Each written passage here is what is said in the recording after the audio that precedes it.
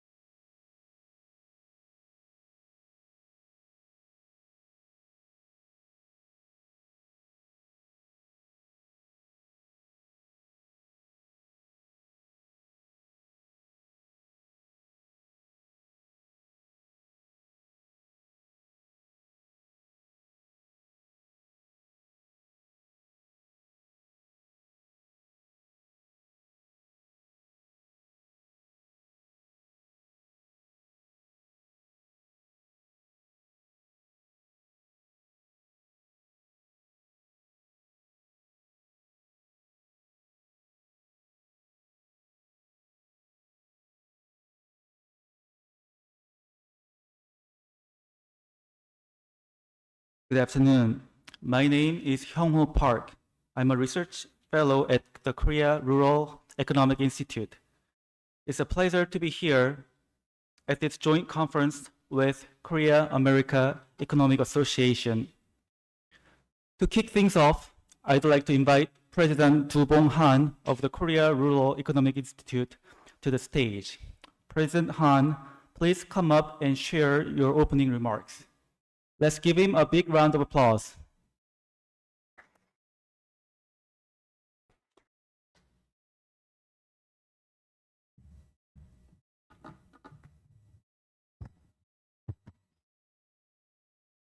Good afternoon, ladies and gentlemen. I'm Han Du-Bong, President of the Korea Rural Economic Institute. We are very happy to welcome professors of the Korea America Economic Association for a joint appearance to Krei in Naju. The Korea Rural Economic Institute, Krei, was established in 1978. For almost the past 5 decades, Krei has been contributed to developing Korean agriculture and rural economy by conducting comprehensive agricultural and food policy studies. I'm sure Krei will continue to play an important role in the Korean economy and agriculture in the future. On behalf of the Krei, I extend a warm welcome to everybody who is here today. First of all, I would like to extend my special thanks to Professor Chung Kwang-soo, Johns Hopkins University. As the president of the Korea America Economic Association, he prepared for this precious conference. I would like to express sincere gratitude to Professor Choi Jae-won of Seoul National University for his honorary lecture. I believe his honorary lecture will provide us with new insights and a better understanding of financial market. The theme of today's conference is economic challenge and policy implication in the era of the uncertainty. Under this theme, Professor Kang Man-ho, Georgia Tech, Professor Lee Yong-sok, the University of Notre Dame, Dr. Kim Yong-ji, Dr. Young Kwang-hun of Krei will present very interesting paper, and also I appreciate Dr. Kim Yong-yeol and all discussants' contribution for this event meaningful. Climate change, geopolitical risk, inflation, population aging, and low birth rate deepen uncertainty in the future of our country. These global uncertainties cause various challenges such as food insecurity, decline potential economic growth, and population cliff. Looking back on our history, we have overcome many challenges through the cooperation of the people. This conference will serve as a starting point for research cooperation between Krei and Kaea. I really hope Krei will be able to strengthen its capacity for evidence-based policy research through cooperation with Kaea professors. I dare say you have the chance to use this conference to enhance your professionalism and friendship. I would like to conclude opening remarks with my deepest appreciation to all participants attending this conference. Please enjoy the beautiful scenery and food during your stay in the Jeollanam-do. Thank you.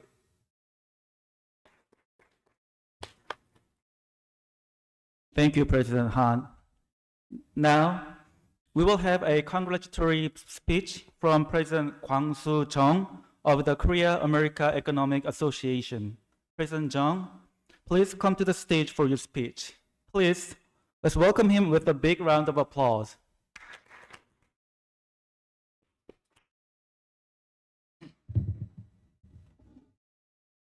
Hello, everyone. It's my great pleasure to have this opportunity to welcome you to this event. President Han's opening remarks is excellent.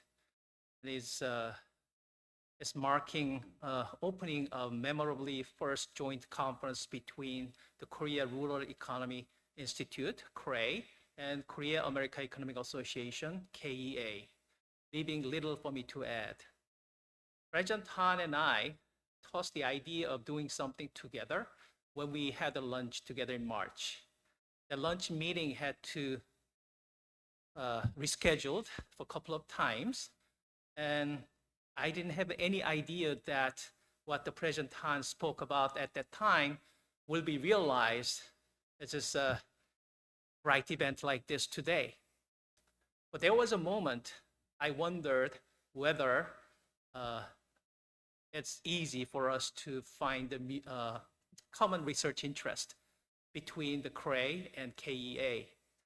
Before the conversation with the President Han and quick visit to the Krei's homepages, I was convinced that there is a possibility of collaboration, a wide range of research. Being a prominent think tank in the issues about agriculture policy development and the food industry monitoring, Krei's research domain vastly overlapped with many many Kaea members routinely research about in their fields, such as international trade, economic development, industrial organization, and uncertainty and risk management.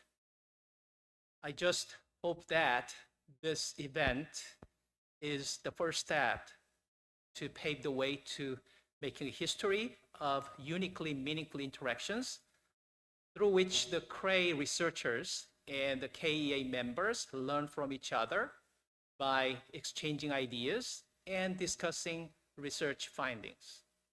This event is already significant for Kaea. As you see, all Kaea officers but one are here to participate and celebrate the history in the making. Lastly, I want to express sincere gratitude to President Han and Dr. Won-gyu Cha and others at Krei who worked hard to make this event happening in this successful way. I also want to add that all Kaea participants touched by the extraordinary hospitality that the Krei extends by making kind arrangement beyond the academic sessions. Professor Che is waiting, anxiously waiting to speak, so I'm going to stop here. Thank you very much.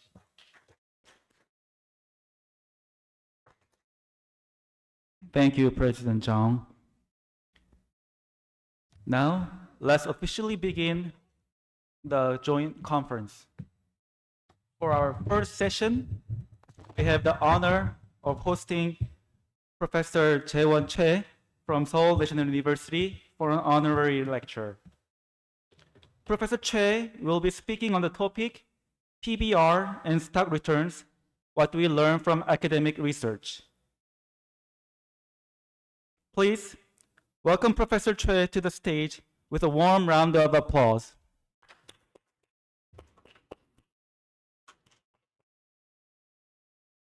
I would first like to thank Professor Jung Kwang-ho for the welcoming speech and also the invitation. And I really want to thank President Han Du-bong. He and I have been known each other for about 15 years. At the time, I was a young junior professor, and he has been a great mentor to me since then. He has been always supportive. And this time, he also promised me good food here. So I really look forward to the rest of the visit in this conference. So in this talk, I'm going to talk a little bit different from the rest of the papers that we will see today. This issue is more Korea-oriented. So it has been a great attention in the media about the stock market valuation. So the issue is that when we compare with other stock markets like Taiwan or Japan, the markets have been doing very good. But in comparison, the Korean stock market has been stagnating. This we call the Korean discount, and the government, the regulators, and also academics have been putting in a lot of good ideas to make the valuation or the Korean stock prices to be higher. And a lot of good effort have been made, and the good policy recommendations have been made. And I also want to make some other point of view regarding this one based on the academic research in the finance literature in the past 40 years. So what is the issue here?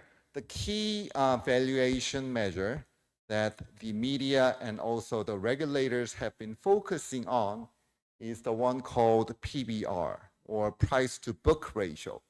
So PB ratio is basically the ratio between the market value, so market capitalization of a stock, and the book value of the company. Book value is the value recorded in the balance sheet of the company.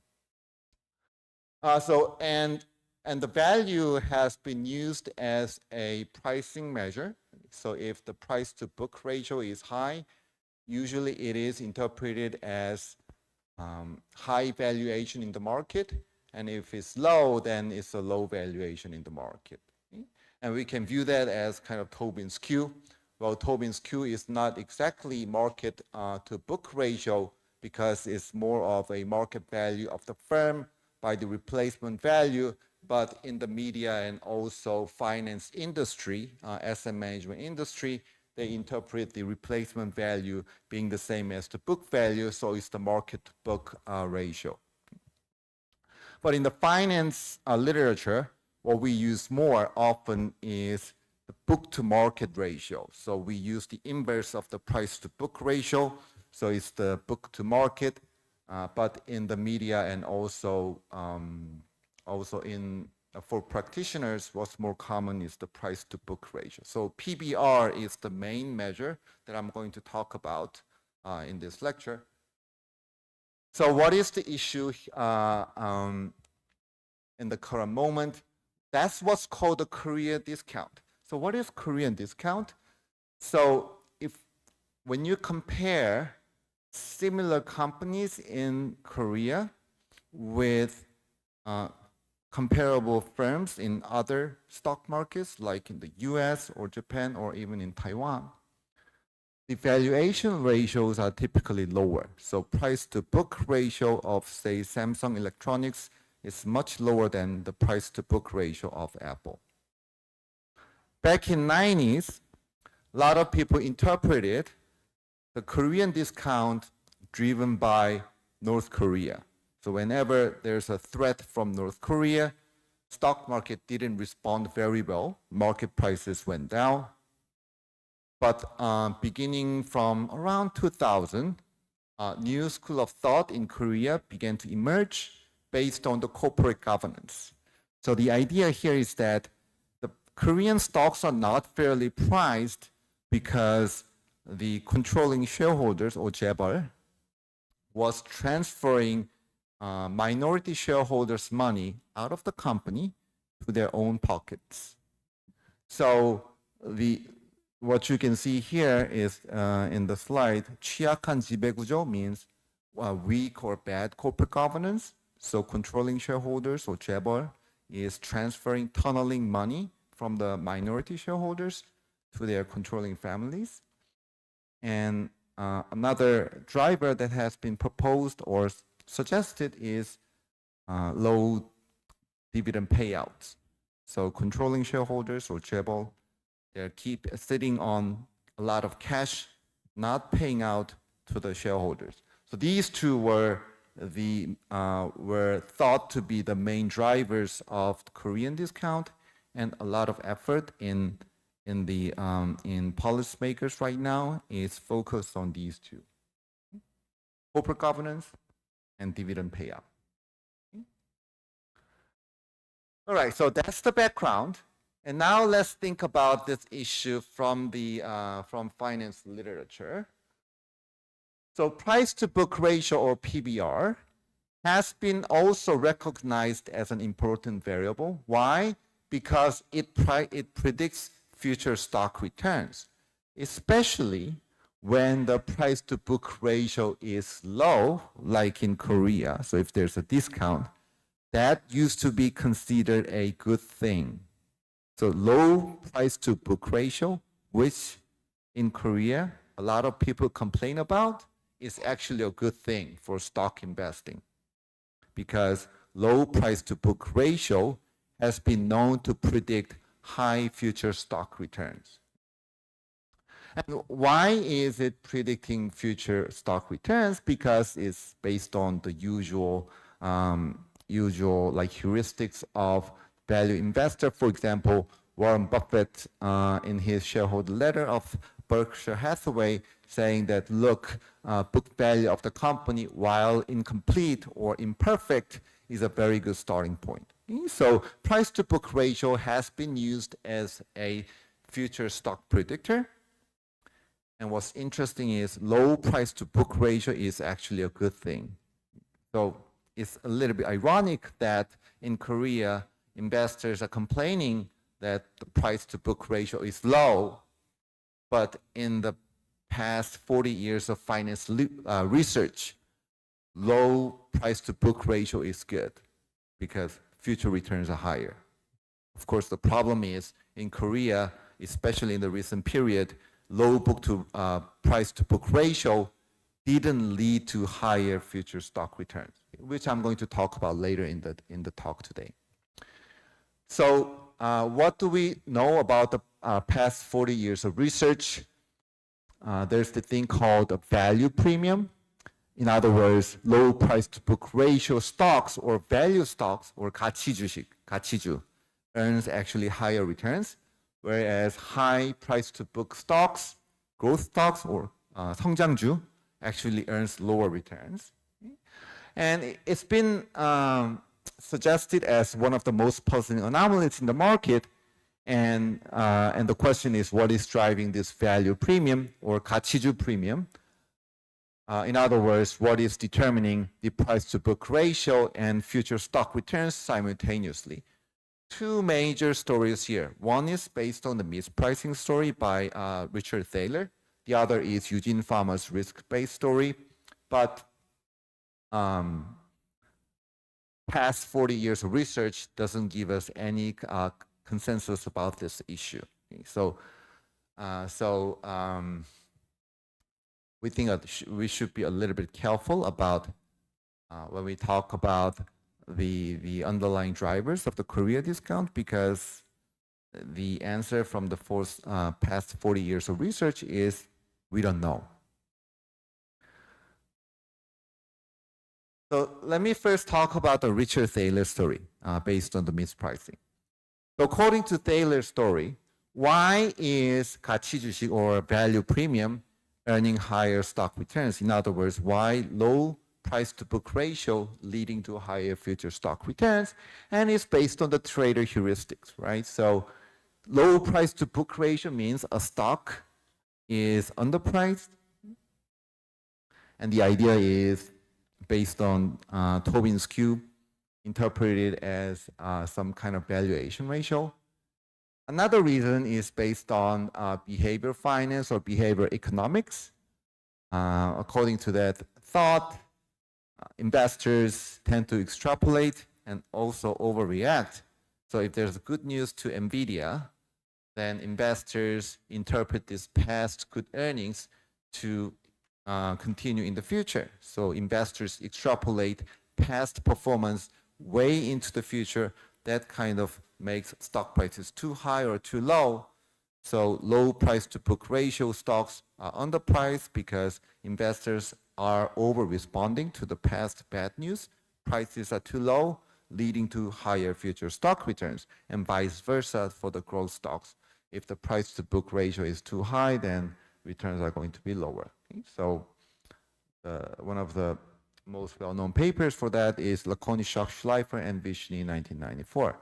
But there's a lot of problem with this kind of story, because how can such mispricing persist for 40 years in the stock market? If investors are smart enough, this kind of mispricing opportunities should dissipate pretty quickly. And there's also the joint hypothesis problem that pharma always uses.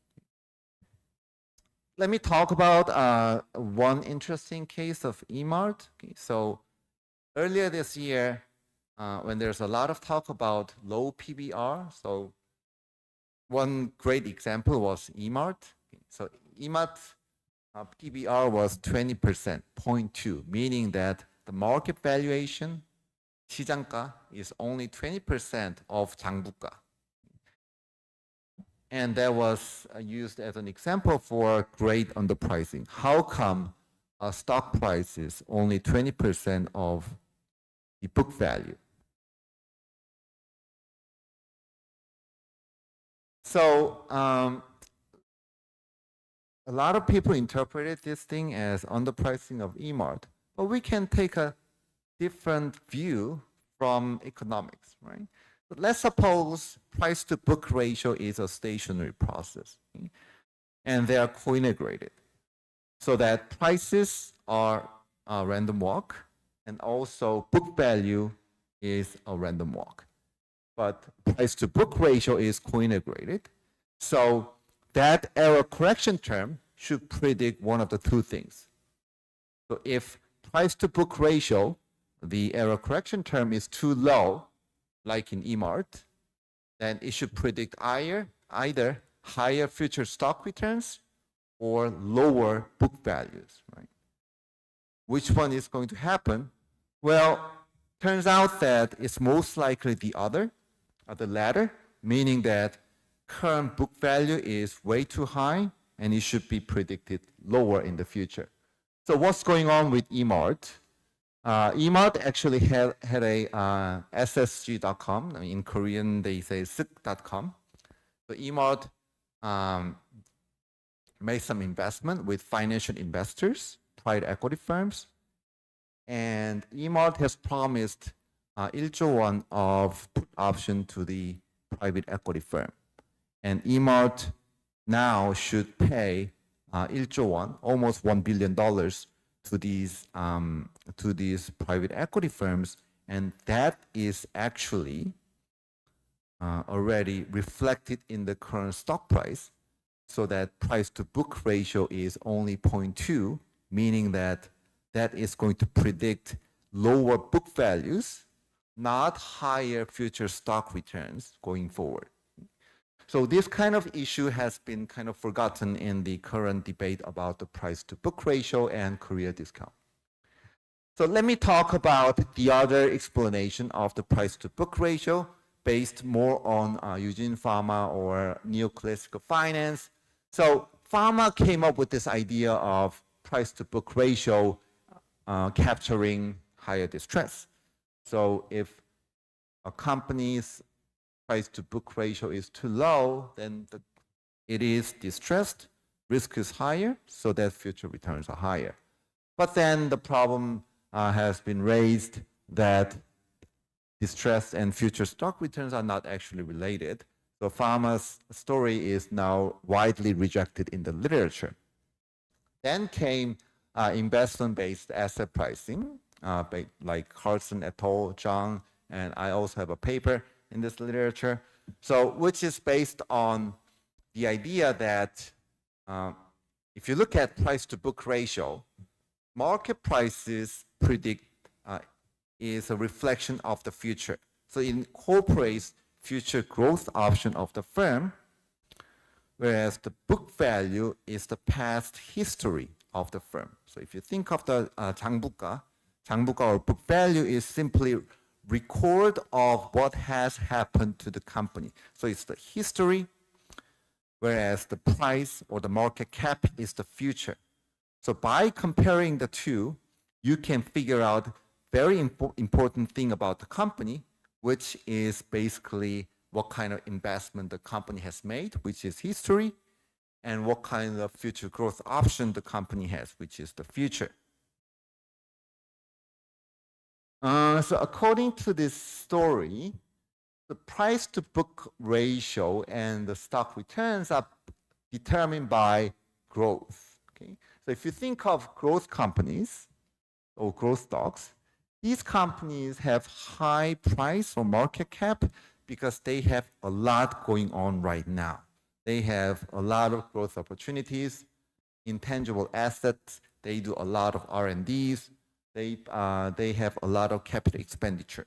So you can think of Apple, Microsoft, or TSMC, which is Taiwan Semiconductor Manufacturing Company. Okay? So they're doing a lot of investments.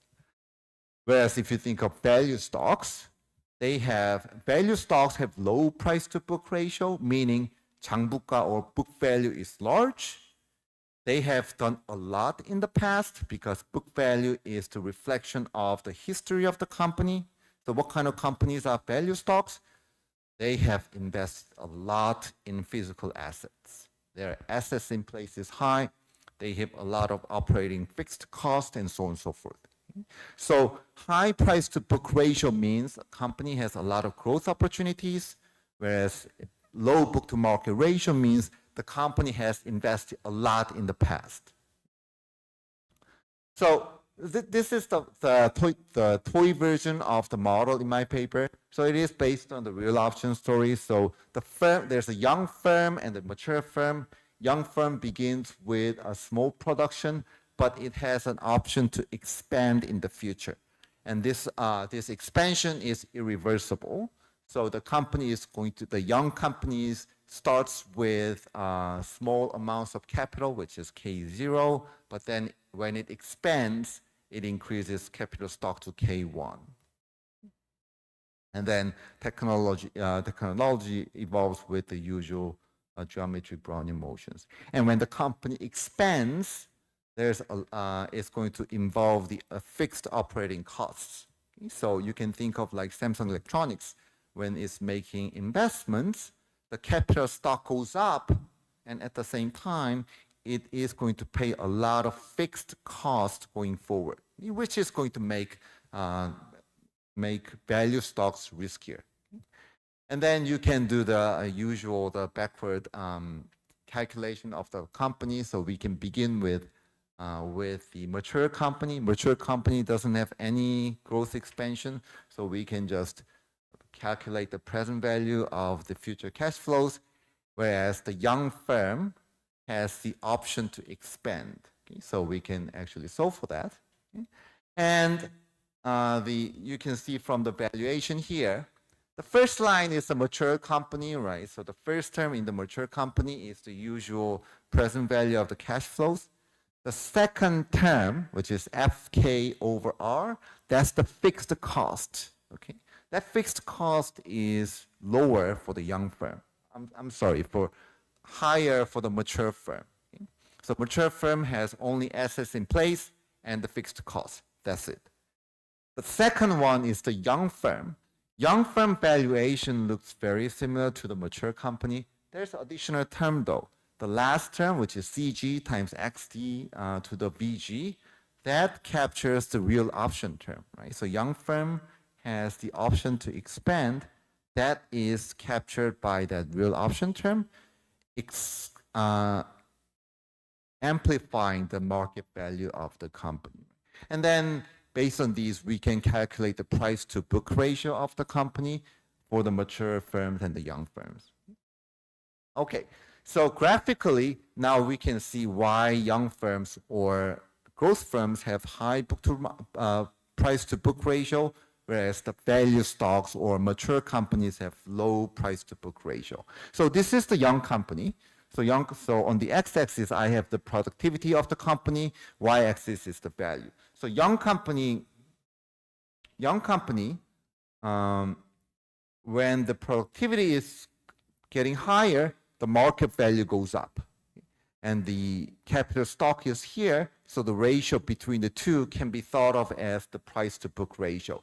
So that the price to book ratio of the company is going to be like that. So this is young company, especially when the productivity is high, it can be thought of as a growth company. Now, if the productivity goes up very high, above the threshold here, then the young company is going to expand. So it's going to exercise the growth option, and the value goes up here. So this is the mature company. Okay?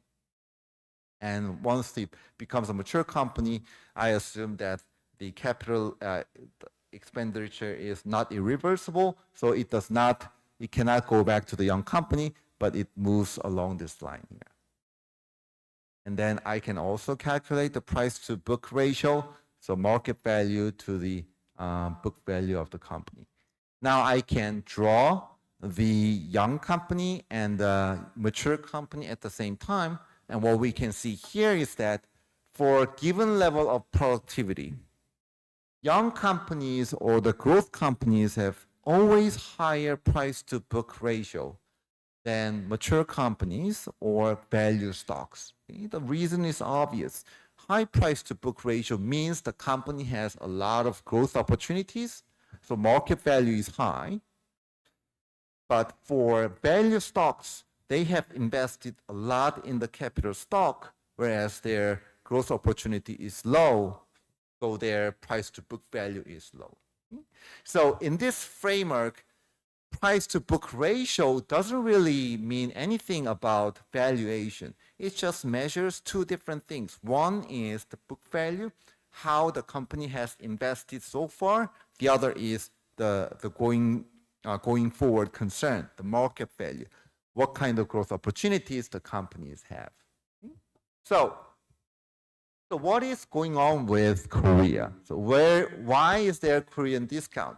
Well, according to this view, based on the investment, Korea is just a value stock market. Okay? So low growth in those companies, whereas a lot of manufacturing-based, large amounts of assets in place, physical capital kind of companies, right? So they do less in R&Ds.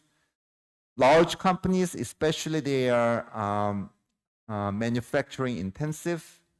For example, Samsung Electronics, they have to spend a lot in fixed costs so that they can continue to produce.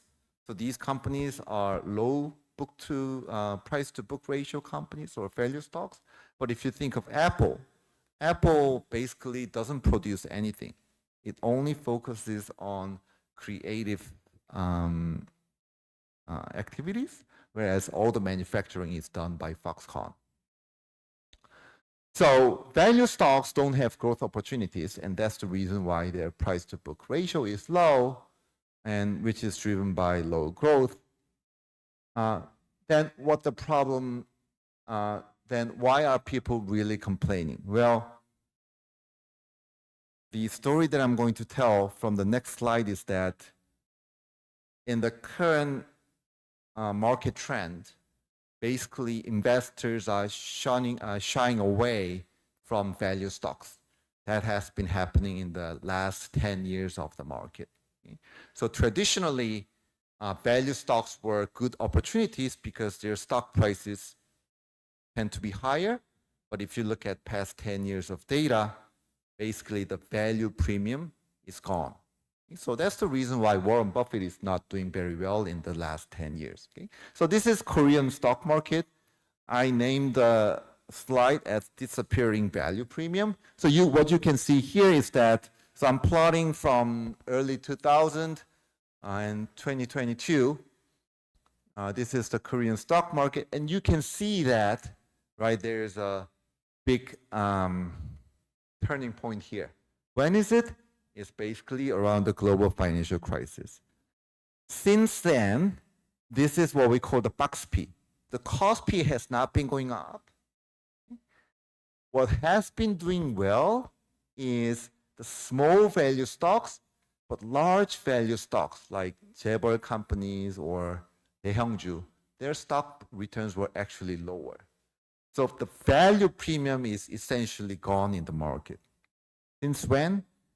From the global financial crisis. But what about in the US? We find the same pattern.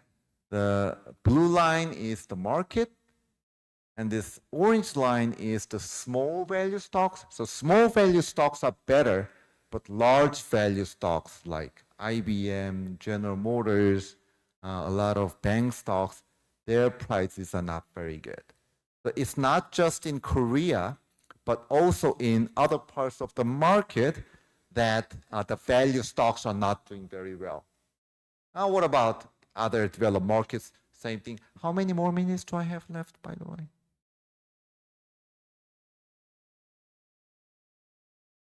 Okay, I'll just continue. Okay, same thing for the emerging markets. The value premium is gone. In the global market, investors are not buying these value stocks. Think about the last 10 years. What stocks have been performing well? Tech companies in the US. So other than these growth stocks, right, so-called Magnificent Seven or FANG stocks, the other market is not doing very well. So the reason why there's Korean discount and investors are complaining. So Korean discount is driven by the fact that these companies don't have growth opportunities. Right? Traditionally, low price to book ratio has been good. Why? 가치주 investing, higher stock returns going forward. But in the past 10 years, especially since the global financial crisis, that value premium is gone. So investors in Korea are complaining now. Also in Japan, we have the same picture. Okay, so Korea has low price to book ratio because these tend to be value stocks, and they have been isolated in the recent trend of the value investing over the world. There was some papers about that examines the driver of the Korea discount, and it has been suggested that 배당 성향, the dividend payout. Some people say that Korean stocks have low price to book ratio because they don't really pay back to investors. And the other channel that has been proposed is the corporate governance. So controlling shareholders are basically stealing money from the minority shareholders. So, but this study is based on the market level. The study is well done, but it's a market level study, only about 300 observations, so the statistical power is not very high. So what we do in this about this regard is we dig out the individual company level data, firm by firm level data, and then we are testing two different hypotheses. One is the usual corporate governance story or the dividend payout story. The other story is the investment-based asset pricing story that I talked about a few slides back, right? So according to this story, the price to book ratio is driven by the growth or the return on equity or R&D capital expenditure, age. Older firms tend to be more mature, and also the 유형자산, property, plant and equipment, and also total assets. And the competing hypothesis is the corporate governance dividend payout ratio. And we're going to examine what really drives the price to book ratio in the Korean stock market. And here comes the regression results. So first, for the KOSPI stocks, these tend to be larger stocks. The numbers here are the coefficients and t-statistics. So on the left-hand side, so dependent variable here is the price to book ratio of the company, so PBR of the Korean stocks. On the right, we have return on equity, capex divided by total assets, intangible assets, R&D, age, PPE, property, plant and equipment, total assets. This is the payout story, so dividend. So according to the 기업 지배구조 story or corporate governance story, payout is the key variable. G score is the corporate governance score provided by 기업 지배연구소. So what we find consistently is that the variable that captures investment and growth, for example, R&D, is always positively related with price to book ratio, and it survives all the control variables. So firms with high R&D tend to have higher price to book ratio and vice versa. Same thing with age. Young firms tend to have high PBR, property, plant and equipment. Firms with a lot of tangible assets, they tend to have low PBR, like 현대차, 삼성전자, and so on and so forth. So these results are consistent with the investment-based story. Companies have low PBR because they don't innovate, they don't do R&Ds, they lack growth opportunities, and so on. What about dividend? Okay. Dividends tend to be negatively related to price to book ratio, meaning that if the company pays out more dividends, price to book ratio tends to be low, which is inconsistent with the usual 배당 성향 story. If you look at the Korean media and also regulators, they always say, look, companies should pay out more. That way stock price will be higher. There's no evidence, okay, according to the Korean stock market data. If any, there is negative relationship. But if you think about this, this is so obvious, right? Google has never paid any dividends until last month. If you look at a lot of tech companies, they don't pay any dividends. But the valuation of these companies is really, really high. Same thing with corporate governance. Corporate governance doesn't really explain the price to book ratio of Korean stocks. One caveat, this is just a correlation, no identification at all. Okay? If you have any great idea about finding some exogenous variation for these variables, but that's great. But given this really strong correlation in the data, I am very skeptical that the coefficients will flip the sign, even with really strong instruments. Same thing with cost stack. Okay, so small firms, we find consistent results. In sum, growth opportunities matter for price to book ratio. Dividend, if any, is going to hurt the price to book ratio, and also the corporate governance. One last remark about the Korean market. So if you think of the stock prices, why does it have to follow fundamental? Let's be really critical at the bottom of the stock market. Suppose a company has a really good earnings announcement. Then we just mechanically think that stock prices should go up. But if you think about stocks, there's no reason. It's just some numbers on the screen. There's no reason that stock prices should go up when, say, NVIDIA has great earnings. There's no reason if you think about it. Only thing that will make the stock price to follow earnings is the force of arbitrage. There should be the force of arbitrage that makes the fundamental earnings and the stock price move together. If this force is absent in the market, there's no reason why stock prices should follow good earnings announcement. So if there's no arbitrage force, there's no reason for stock markets to respond to the intrinsic value. Then when are these cases, when are the arbitrage forces making the market more efficient, making the stock prices respond to the earnings announcement? Well, 상장 폐지, 상폐. When the stock is delisted or when there's hostile takeovers, 적대적 인수합병. These two rarely occurs in Korea because of the political reasons.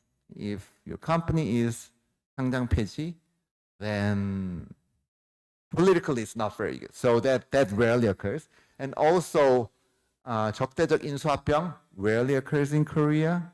One reason, big money holders are friends with each other, so they don't want to fight, right? So Samsung doesn't want to do 적대적 인수합병 of Hyundai, and so on and so forth. What we need for that is private equity funds, okay, who don't care about their relationship with 재벌 companies, whose only purpose is making more money. So without these players, the force of arbitrage is going to be not there. Another thing is the short sales. Okay? So without short sales, it's also not going to occur. So we should also think about these issues about the Korean stock market. And another issue is the protection of these investors. So this is the case of some buyout by MBK, one of the largest private equity firms in Korea, and it tender offered ConnectWave. ConnectWave owns the Danawa. What this news was released on 28th over the weekend, but if you look at the stock price, this is the April 26th. Before the news was released, the stock price already responded. The news leaked. Okay? So some investors sold their stocks thinking that, oh, look, stock price is going up. But these investors, if they didn't sell, they would have made much more money. So because of this kind of information leakage, we need more investor protection, which is also another reason hurting the stock market. Okay. So in summary, low price to book ratio is largely driven by the lack of growth opportunities in Korea, whereas the dividend or corporate governance actually hurt the price to book ratio. Low price to book rate PBR meant Korean stock market was not riding the growth investment boom. So it's always important to have better corporate governance and higher dividend ratio. But what's more important in the long run is think about how to revive the Korean economy, how to make the innovation happen with Korean companies. That might be more important. Thank you. Thank you, Professor Che. It was really, really interesting and insightful lecture. We'll now proceed with the presentation sessions. In the session 1, we will have presentations from Dr. Yongji Kim of the Krei and Professor Mano Gang from Georgia Tech. Each will present on their respective topics. Dr. Kim will deliver a presentation on introducing a national in-kind food assistance program, the Korean adaptation of the US SNAP, design, preliminary impact, and issues. Originally, Dr. Sang-Hyo Kim, Director of Office of Agro-Industry Trend Analysis at Krei, was scheduled to present on this topic. However, unfortunately, due to personal reasons, he is unable to join us today. Instead, Dr. Yongji Kim has kindly agreed to present in his place at such a short notice. Please give a warm round of applause to Dr. Kim.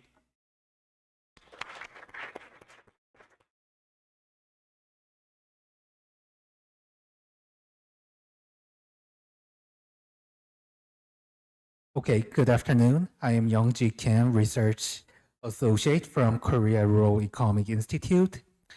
And before starting the presentation, I would like to say this is my honor to have this kind of presentation in this big stage.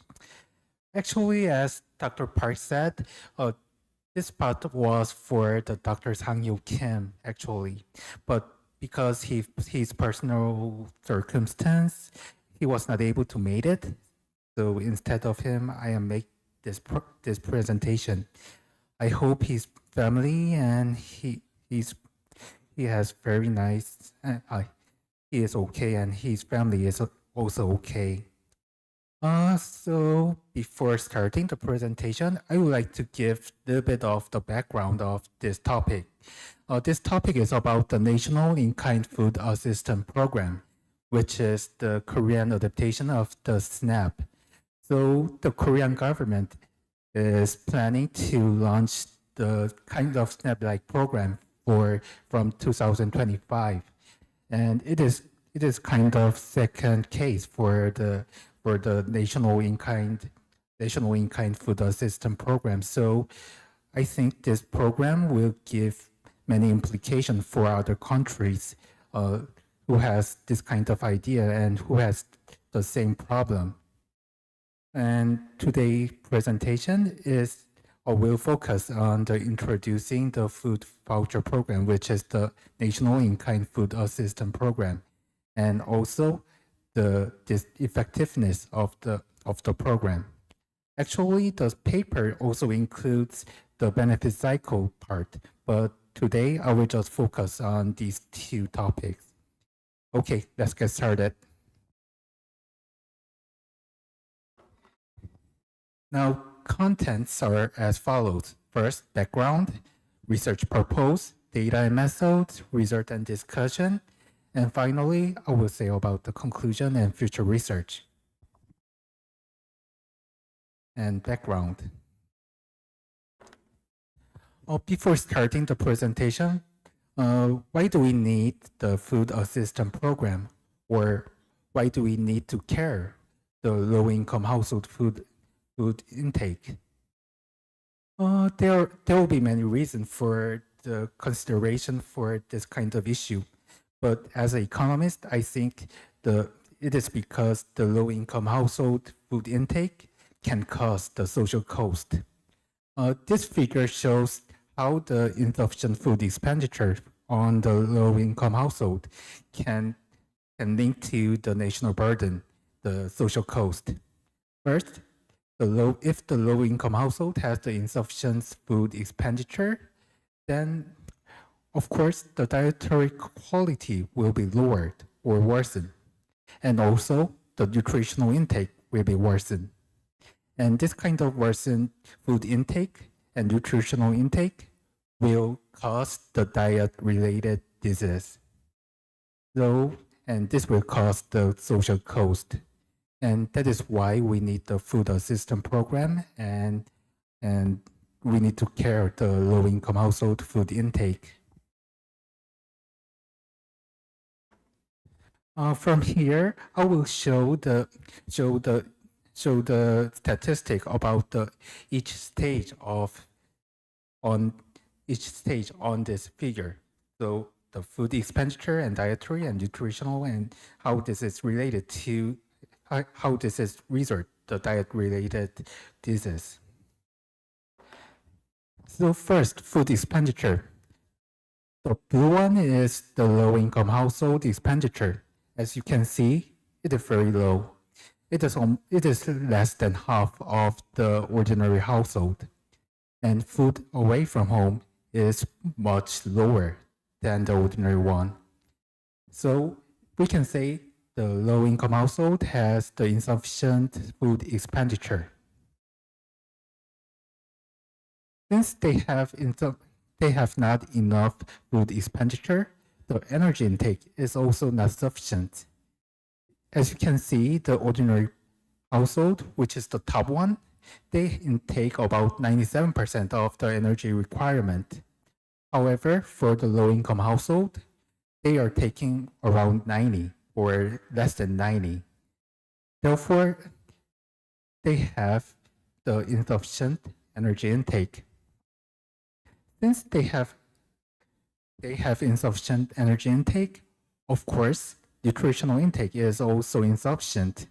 If you see the ratio of the inadequacy of the nutrition, the low-income household has kind of 16%, while the high-income group has the 10%. And also, you can see the difference between these two groups. The gap is also increasing. Therefore, finally, we can see that the low-income household has the diet-related disease. As you can see, the low-income household has much higher high blood pressure and metabolic syndrome. It is more than 10% higher for the prevalence.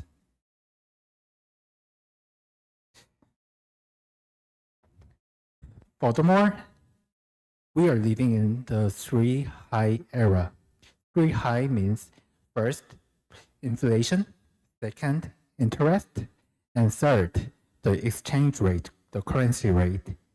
So these 3 high things are making the food price inflation. So this is what these 3 high things make the dietary problem of the low income more worsen.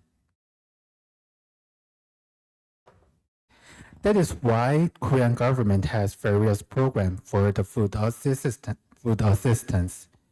But the problem is it is mostly based on cash-based assistance.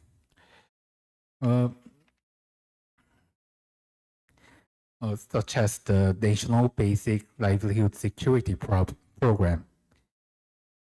The cash-based food assistance program can increase the utility of the low-income household, of course, and it can maximize the utility. However, they can also use their money. They can allocate their resource to other than food expenditure. So there are many controversy about the effectiveness of the cash-based food assistance. Liedo 2017 and Park et al. 2016 already showed that if the low-income household get the benefit, then they will the cash benefit, then they will use other than food expenditure, like the rent fee or the energy bill or something like that. So, Korea government is planning to implement new program, which is called the Food Voucher Program. The Food Voucher Program is the national level, large-scale in-kind food assistance. And currently it is in pilot stage, but it will be launched on the 2025. And it is very similar to the United States SNAP. So the government gives the EBT card to low-income household, and they can use the EBT card for buying the buying the food. And Korea Rural Economic Institute has supported the design of the food voucher program from the 2017 with 12 research reports. So I have listed all of the reports about the food voucher program. So the history is very old history, and we supported this policy very much. Now let's say about the food voucher program. There are two objectives on the program. First, improvement of diet quality. Second, stimulus of domestic agricultural product consumption. So it is a little bit different from the SNAP. We only choose the eligible food as the domestic unprocessed food. The SNAP, as you know, SNAP can be used for all of the food except kind of hot food. However, the Korean version SNAP just only limited to domestic unprocessed food because one of the objectives is the stimulus of domestic agricultural product consumption. And benefit amount is quite lower than the SNAP. It is only the 40,000 Korean won, about the $31 for one person household for each month. And for four-person household, it is 80,000 Korean won. And people can use the EBT card on NH Hanaro Mart and GS25 convenience store, and also the online NH Mart, NH Mall, and Namdo Market. Now, research purpose. Now, remind the objective of the food voucher program. We said there are two objectives: improvement of diet quality and stimulus of the domestic agricultural product. This means increase of food expenditure is very important to accomplish the objective and to evaluate the policy effectiveness. To measure the increase of food expenditure, we measure marginal propensity to consume food. I will just say MPCF from now. The MPCF is defined by the change in food consumption over change of the disposable income. So it can be defined as the ratio of change in food consumption to the change in disposable income, which is the benefit amount.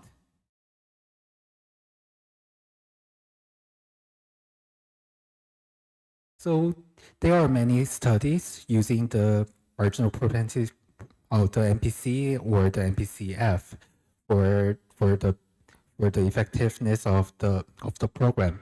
For example, the Korean livelihood income is measured as the 17% of the MPC. Since the livelihood income is the accumulative assistance program, which also include food and other all of the expenditure, they use the MPC instead of MPCF, and it was measured as the 17%. Of course, the SNAP has the MPCF studies, and these studies shows about the 50 to 60% of the MPCF. So the SNAP is much high. SNAP has much higher for the marginal propensity to consume food.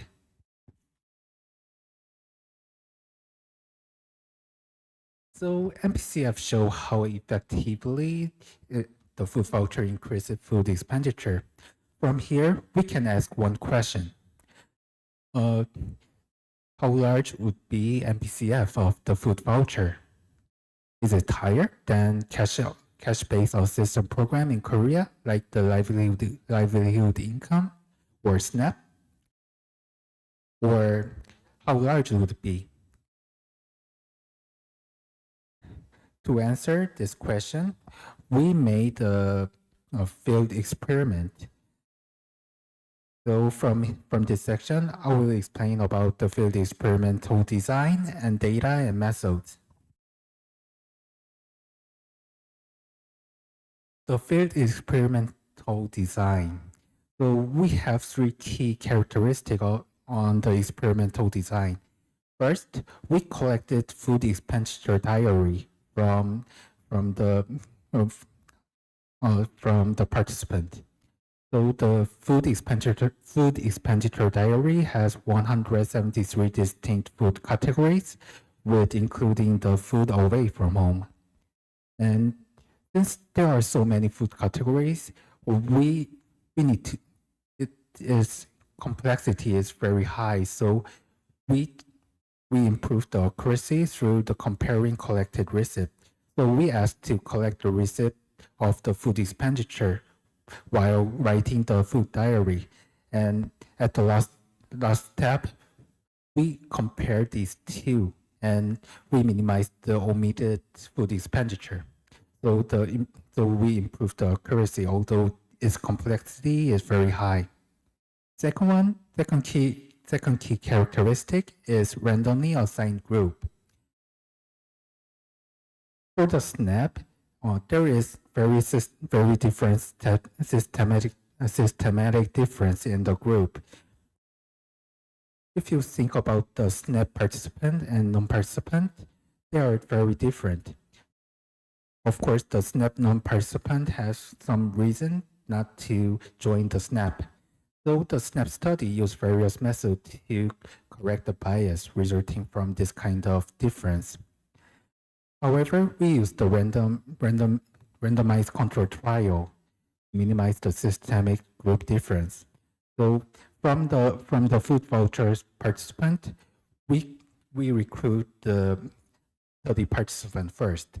So we recruit around 1,200 households, and then we randomly assign the group, the treatment group and control group for 600 and 600. So the RCT design has made the minimized systemic group difference. The third key characteristic is pre-post study design. So the March, we set it as the pre-intervention period. So no food voucher was distributed for the participant of this study. And April and May, it is set as the post-intervention period. So the food voucher is distributed to the treatment group only. And this kind of pre-post study design aimed to identify and control possible selection bias. Although we use the randomized control trial, there may be although it is very low chance, but there is a possibility of the selection bias. So we checked it with this kind of pre-post study design. And this is showing how we recruit the study participant and how we randomly assign the group.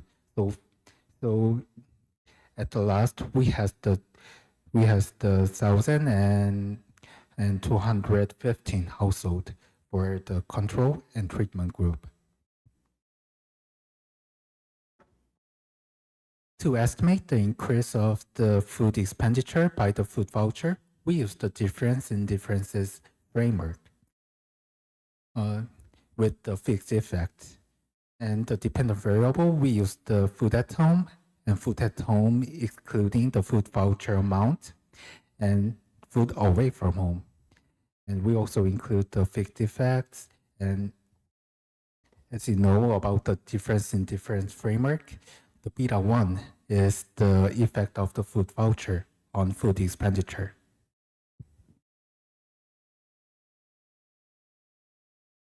From the estimated beta 1, we can now calculate the MPCF. So MPCF is since the MPCF is the change of the food consumption over change of the possible disposable income, the change of the food expenditure can be estimated by the beta 1. So we can use the beta 1 hat, and for the change in disposable income, we can use the food voucher average amount. So MPCF can be calculated through this expression.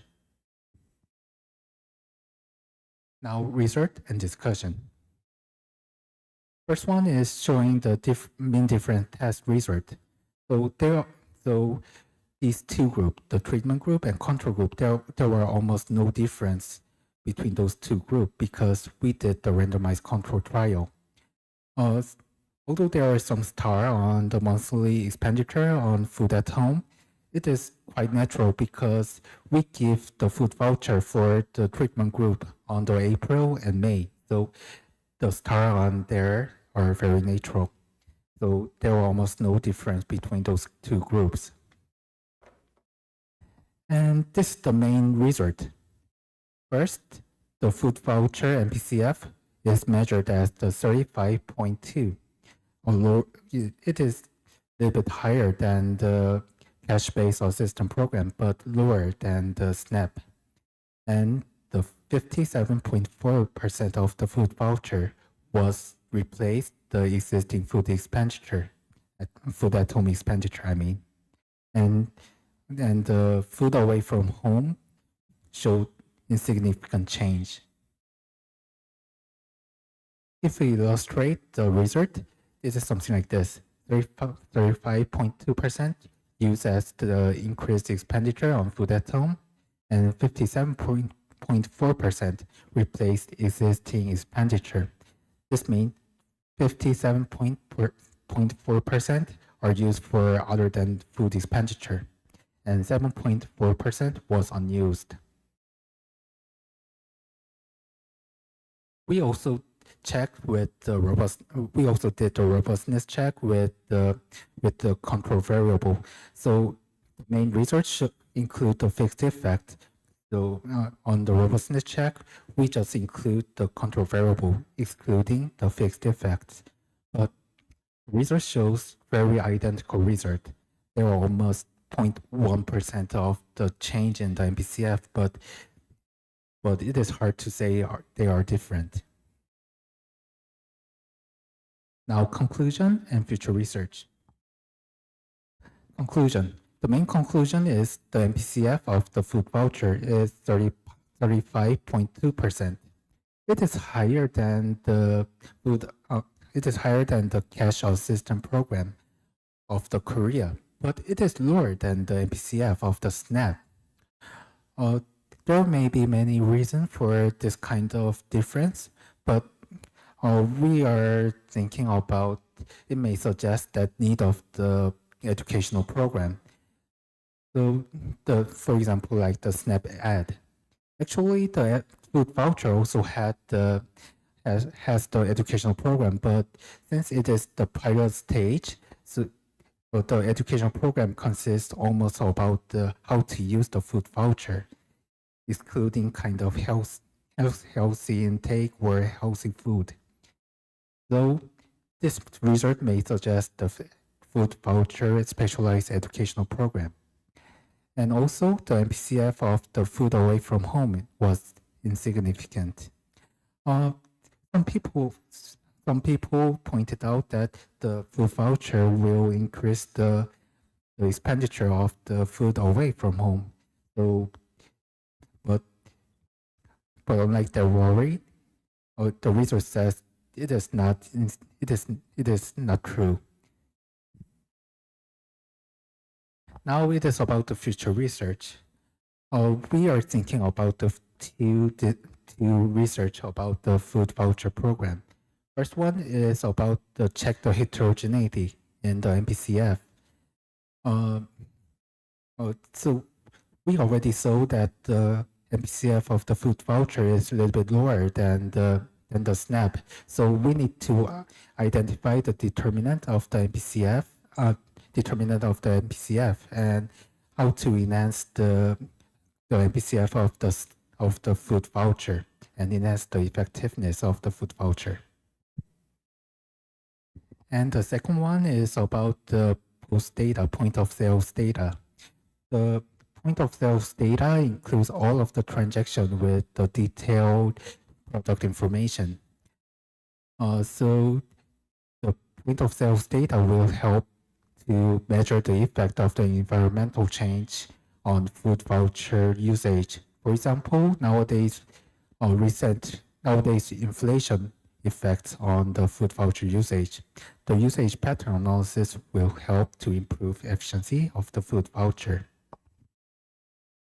Thank you so much.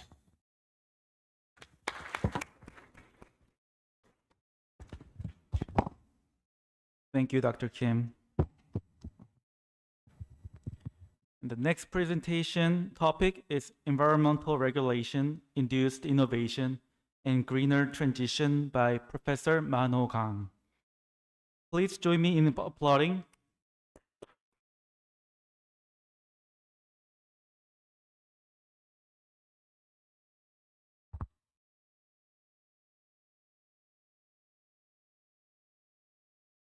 Okay, thanks for having me, and thank you everybody for making this conference happen. It's a great pleasure to be a part of this precious conference.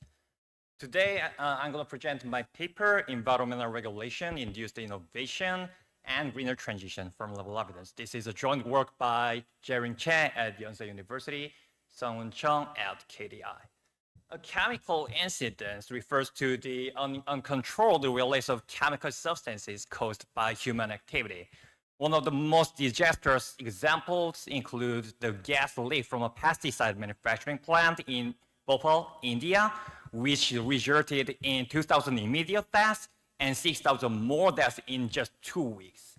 Other examples include the nuclear reactor explosion of Chernobyl, and more recent examples include Korean humidifier disinfectant case, 가습기 살균제 사건, and there are many more. Indeed, the World Health Organization reported that more than 1,000 chemical incidents happened, affecting more than 1.8 million people around the world between 2000 and 2020. However, despite its potential hazard, firms that produce and use chemical substances do not take these negative externalities fully into account, leading to a market failure.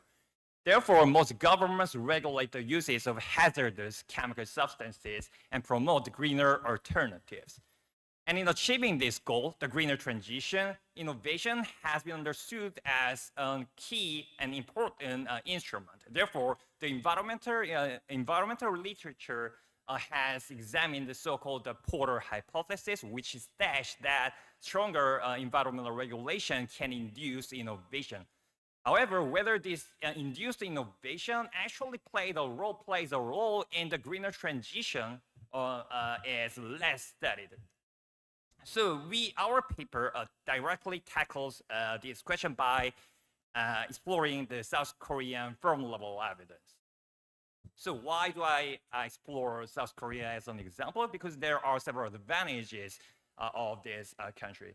First of all, South Korean government introduced 2 new chemical safety acts in January 2015, which increased the cost of using chemicals, in particular hazardous chemical substances. And these regulations were triggered by some unexpected chemical incidents, so an exogenous shock. And the second reason is the data availability. So a unique chemical, for each firm, the detailed chemical usage information is available at the chemical abstract service number level. So this CAS number is the identifier of chemical substance used in science literature. So very detailed chemical usage information is available for South Korean firms. And we matched this unique data set with a universe of South Korean patent data and firm-level financial information. So equipped with this data, we asked whether the environmental regulation induces innovation, and moreover, whether this induced innovation played a role in the greener transition. So let me review the empirical findings first in case I'm out of time. So one, environmental regulation, chemical regulations, specifically chemical regulations reduced the uses of hazardous chemical substances. But this impact is not found for non-hazardous chemical substances. This is actually intuitive, because the target of the regulation is the hazardous chemicals.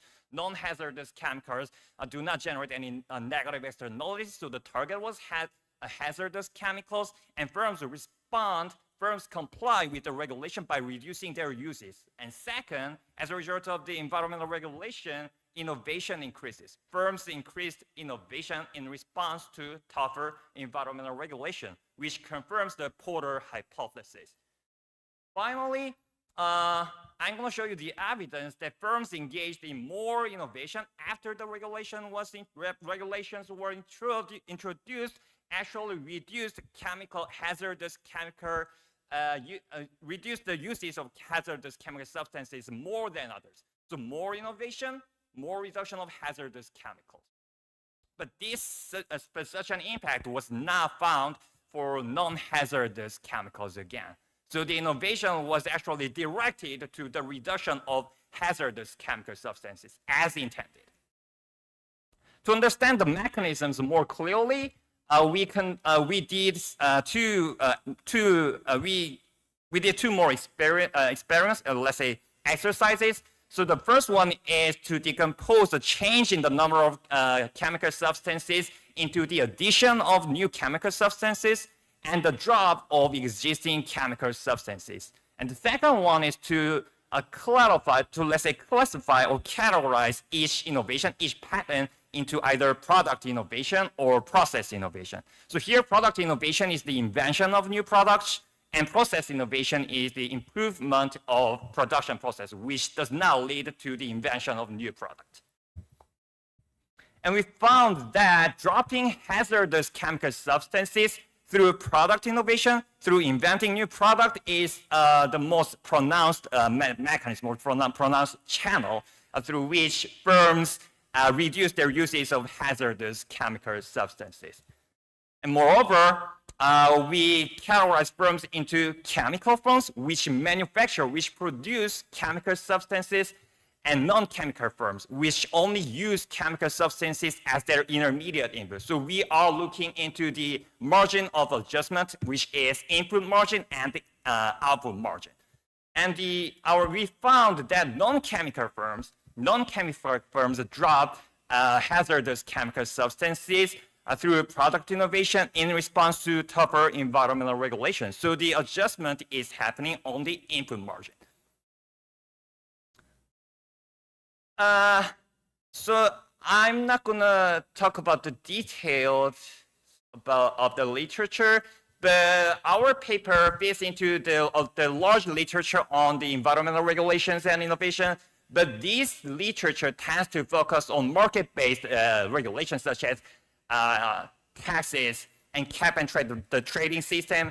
But we are one of the rare examples of the command and control type environmental regulation. And more importantly, we focus on the role of regulation-induced innovation. This is important because the utmost goal of regulation is to make a more sustainable, greener, cleaner economy. But the role of innovation was not actively examined.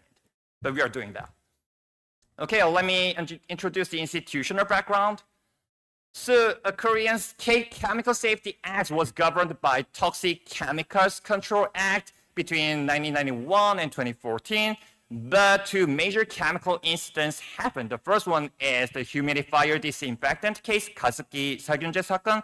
So more than 2,000 deaths has been reported so far, and there has been reported more than 1 million victims of this specific case. And the second one is a hydrofluoric acid leak in Gumi Industrial Complex.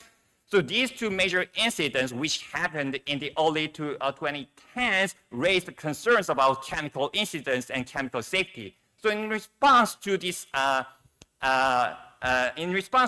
concerns, two new legislative acts were introduced and took power starting from January 1st, 2015. So the first law is the Act on the Registration and Evaluation of Chemicals, which requires all firms that manufacture, import, and use chemical substances to register an evaluation of all chemical substances they use. And if any of these chemical substances turn out to be hazardous, then this information may be disclosed or may be subject to authorization, restriction, or prohibition. I forgot to say the name of this law in Korean, but this is 화학 물질의 등록 및 평가에 관한 법률. In short, it's 화평법. And the second law is Chemical Substances Control Act. So this is 화학 물질의 관리에 관한 법률, so 화관법. And this law requires firms that use hazardous chemical substances to get a permission or to install special facilities or to conduct impact assessments, etc. So firms that use hazardous chemical substances are experiencing a heavy burden. So heavy burden was imposed on the uses of hazardous chemical substances. And the burden would be heavier for firms when they use more number of hazardous chemical substances just because they use more number of hazardous chemicals which are under the regulations. Let me introduce the data. So the establishment level mandatory survey on the uses of chemical substances is collected every 2 years since 2014. And this set of data is matched to the universe of South Korean patent data. And a textual analysis is conducted to identify each patent, to classify each patent into either process innovation and product innovation. And then we match this data to the firm-level financial data set, KEYS line. And as a result of this matching process, we were able to match more than 9,000 firms that were continuously operating between 2014 and 2018. And the shock happens in 2015. All right, so we have 1 year before the shock.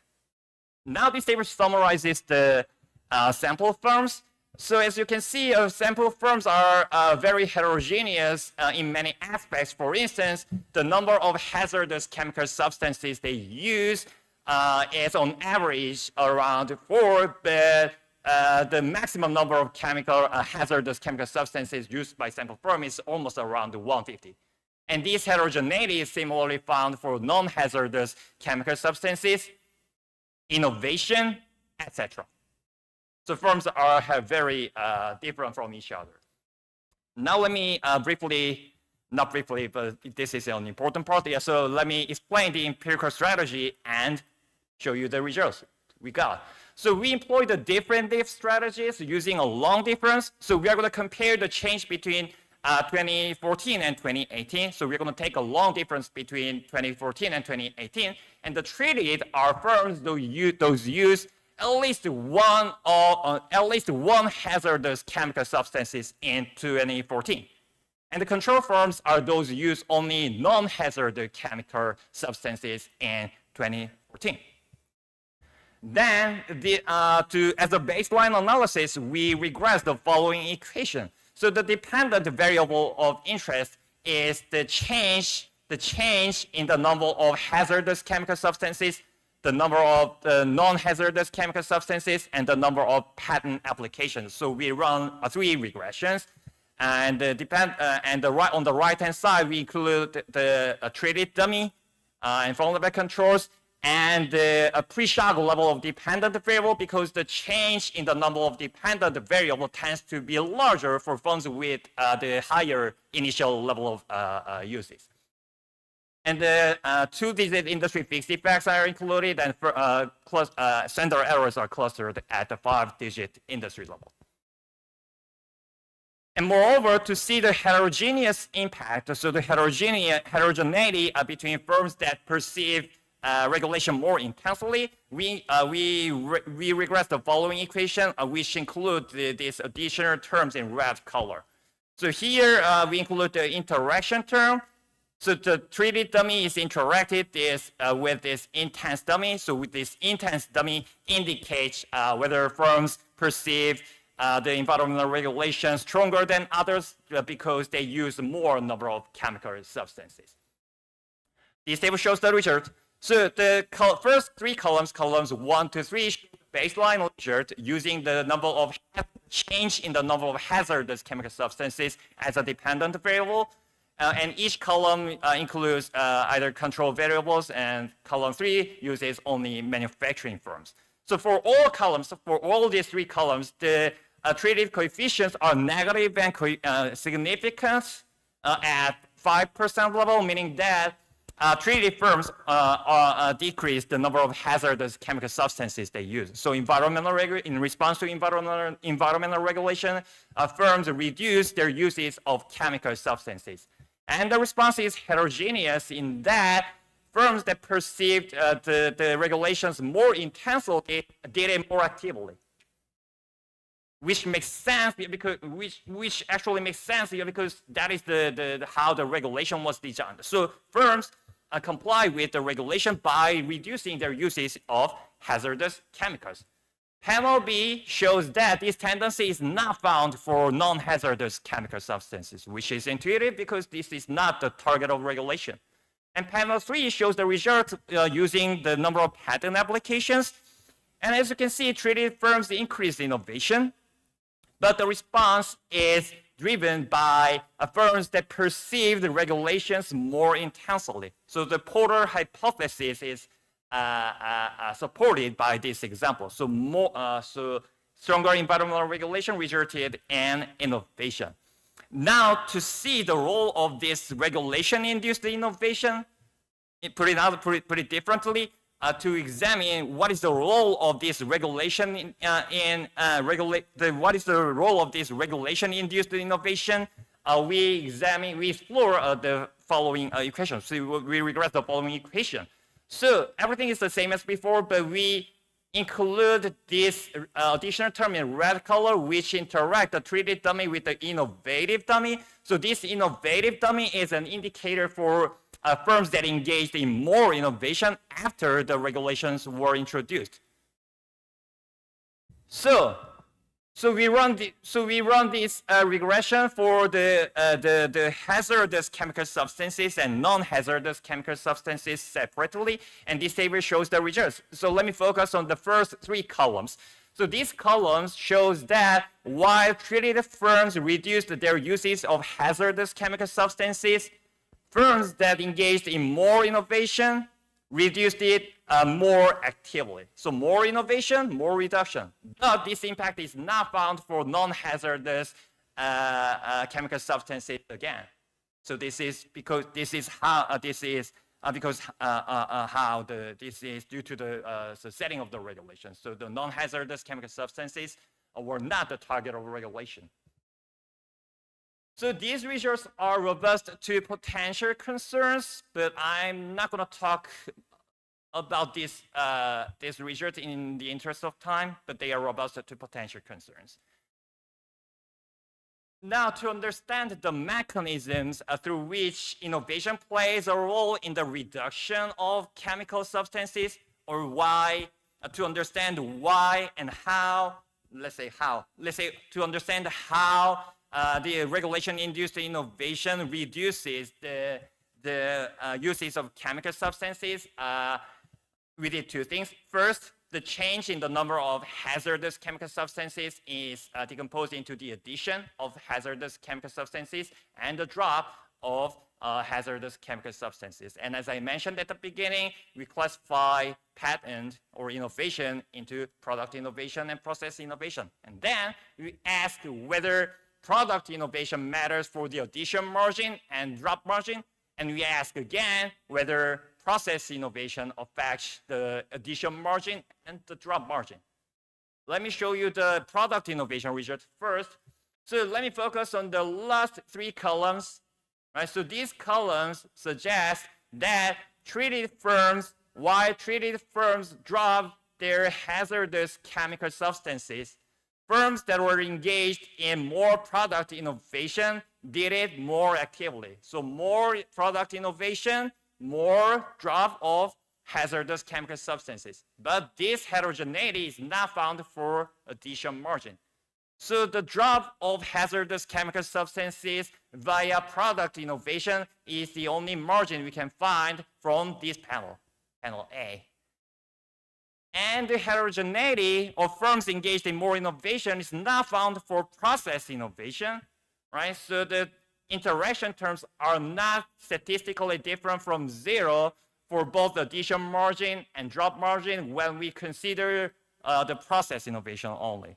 right? So process innovation does not matter for the reduction of the more active reduction of hazardous chemical substances, unlike the product innovation. So product innovation matters for the drop margin. Finally, we ask whether non-chemical firms that only use hazardous chemical substances as their intermediate input respond differently from chemical firms which actually manufacture chemical substances. So we did it for the addition margin, drop margin, and we also did it for the product innovation and process innovation separately. This table shows the results for the product innovation. So let me focus on column 3 first. So column 3 shows the result for non-chemical firms that only use that use chemical substances as intermediate input. So here, non-chemical firms respond to the regulation by dropping hazardous chemical substances, but they did more if they were engaged in product innovation after the regulations were introduced. So more innovation, more reduction of, more product innovation, more drop of hazardous chemical substances for non-chemical firms. But this impact is not found for chemical firms. Of course, yeah, we have only a small number of observations, so the statistical power, the power is not strong here, but at least it's not found. It's not significant.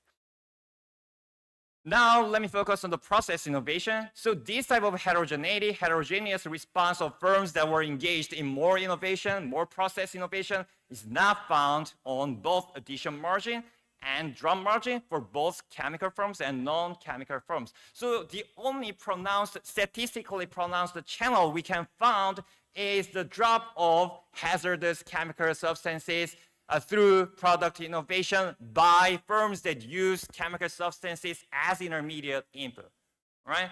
So intuitively, when we think about the impact of chemical regulation, we focus on chemical firms. But actually what happened is through non-chemical firms that only use chemical substances as their intermediate input. So chemical regulation actually resulted in the economy-wide greener transition through innovation.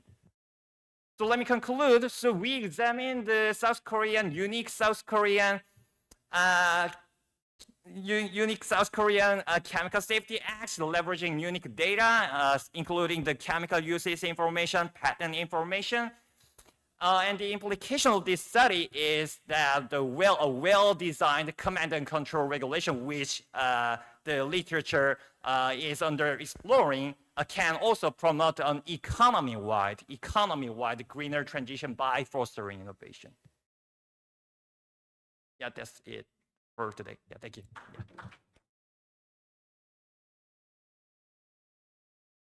Thank you, Professor Gong. That concludes the presentations for session 1. We will now take a short break until 3:20, and then the session 2 will begin at 3:20. And the refreshments are available behind you near the entrance, so please help yourselves.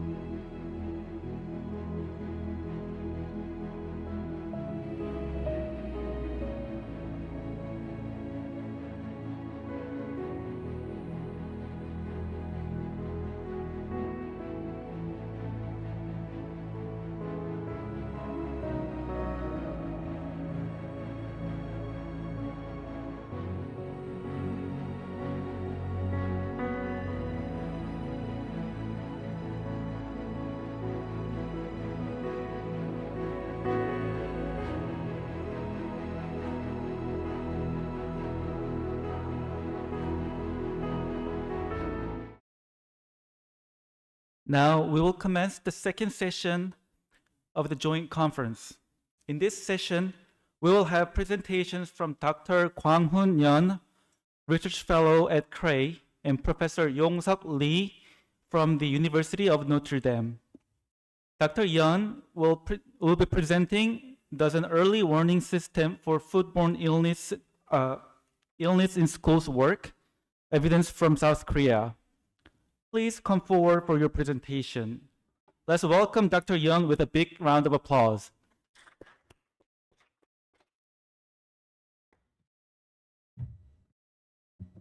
Good afternoon. Thank you for being here today.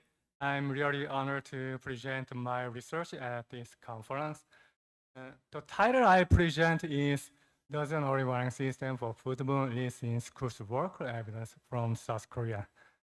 Actually, it was my job market paper, and now I'm revising it with my co-author, advisor, Travis, and we are planning to resubmit to a journal.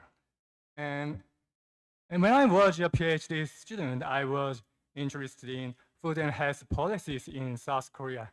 So I searched for some research topics, and I found this policy, the early warning system. However, no one studied this one, so I chose it for my dissertation.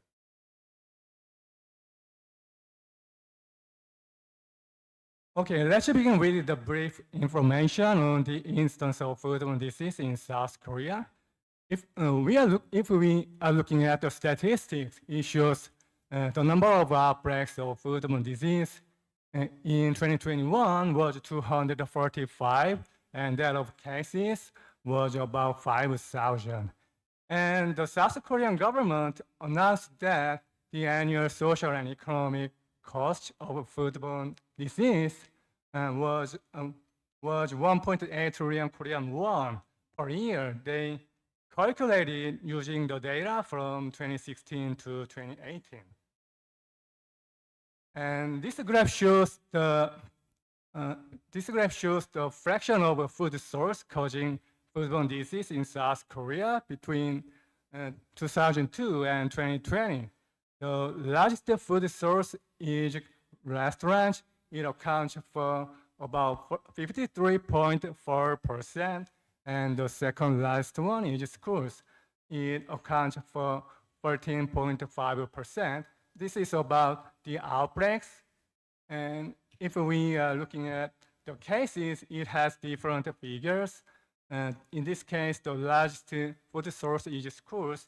It accounts for 43.7%, and the second one is restaurants. It accounts for 23.6%. And this graph shows why schools are the primary food source causing foodborne disease in South Korea. The orange line indicates the fraction of schools that were participating in the universal eco-friendly school lunch program, 친환경 무상급식. In 1997, it has low percentages. However, it has increased. Now it is 100%.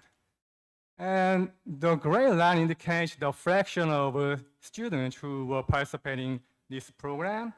It has a very low percentage in 1997. However, since 2006, it has over 95%, and it has now 90.9%. And now I provide some background on the early warning system. In June 2006, about 3,000 students suffered from foodborne disease in 46 schools in Seoul capital area, including Seoul and Gyeonggi-do. So the South Korean government introduced the early warning system to lower the incidence of foodborne disease in schools. And they implemented this policy in February 2008, and in all schools, including primary and secondary schools. And now I explain the mechanism of the early warning system. When school employees purchase food from food suppliers, they have to input the information on the list of food items and food suppliers. And then if a foodborne outbreak occurs in a school, they have to also input the information on the potentially hazardous food and the symptoms students are showing. And then the early warning system automatically sends a warning text message to school employees who are working in other schools where they purchase food from the same food suppliers.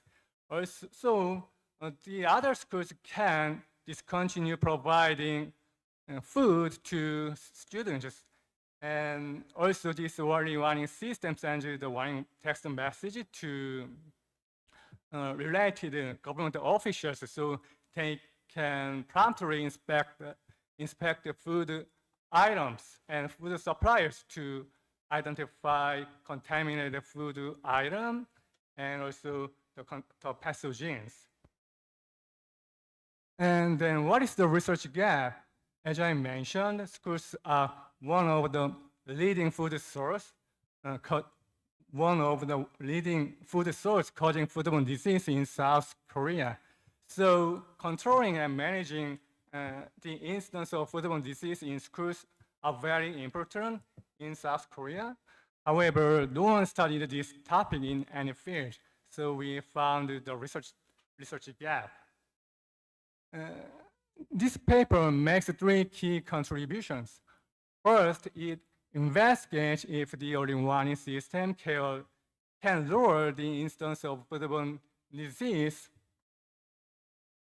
And secondly, this paper provides policymakers with information on how the early warning system can lower the economic cost of foodborne disease. Lastly, it can contribute to the broader literature that investigates the relationship between information system and the diverse social problems. So we contribute like this.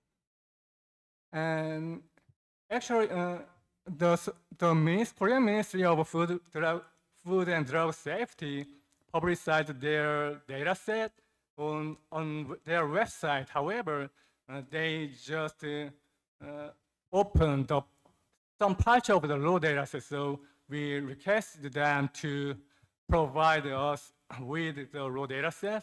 Finally, we got it, and we used it. The data set have the reported outbreaks and cases between January 2002 and December 2020. And this data set also includes information on pathogen type, food source, and region. So we use the panel data set. And this graph shows the trend of the incidence of foodborne disease between 2000 and 2020. And here, y-axis indicates the outbreaks and cases, respectively. And the vertical line indicates 2008, the timing of a treatment. In other words, the South Korean government introduced their policy in 2008. And we can see, before the treatment, we can see over the sloping trend.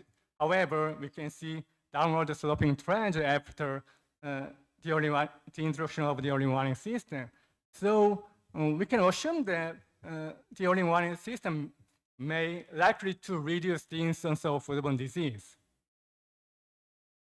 And this graph in the left panel, x-axis indicates the outbreaks in 2006 per 1 billion, and y-axis indicates the change in outbreaks from 2006 to 2011. And in the right panel, y-axis indicates that of cases, and here, and each dot indicates each region. And here we can see that the incidence rate in the regions that had a higher incidence rate in pre-treatment period is likely to be reduced highly rather than that of the regions that had a low incidence rate in pre-treatment period. We use this variation as our identification strategy.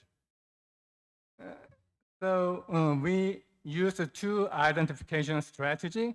First one is related to that I mentioned.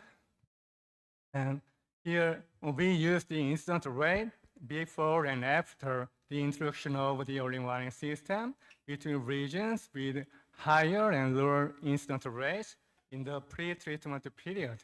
It is measured by the average 6-year incidence rate per 1 million students in a region.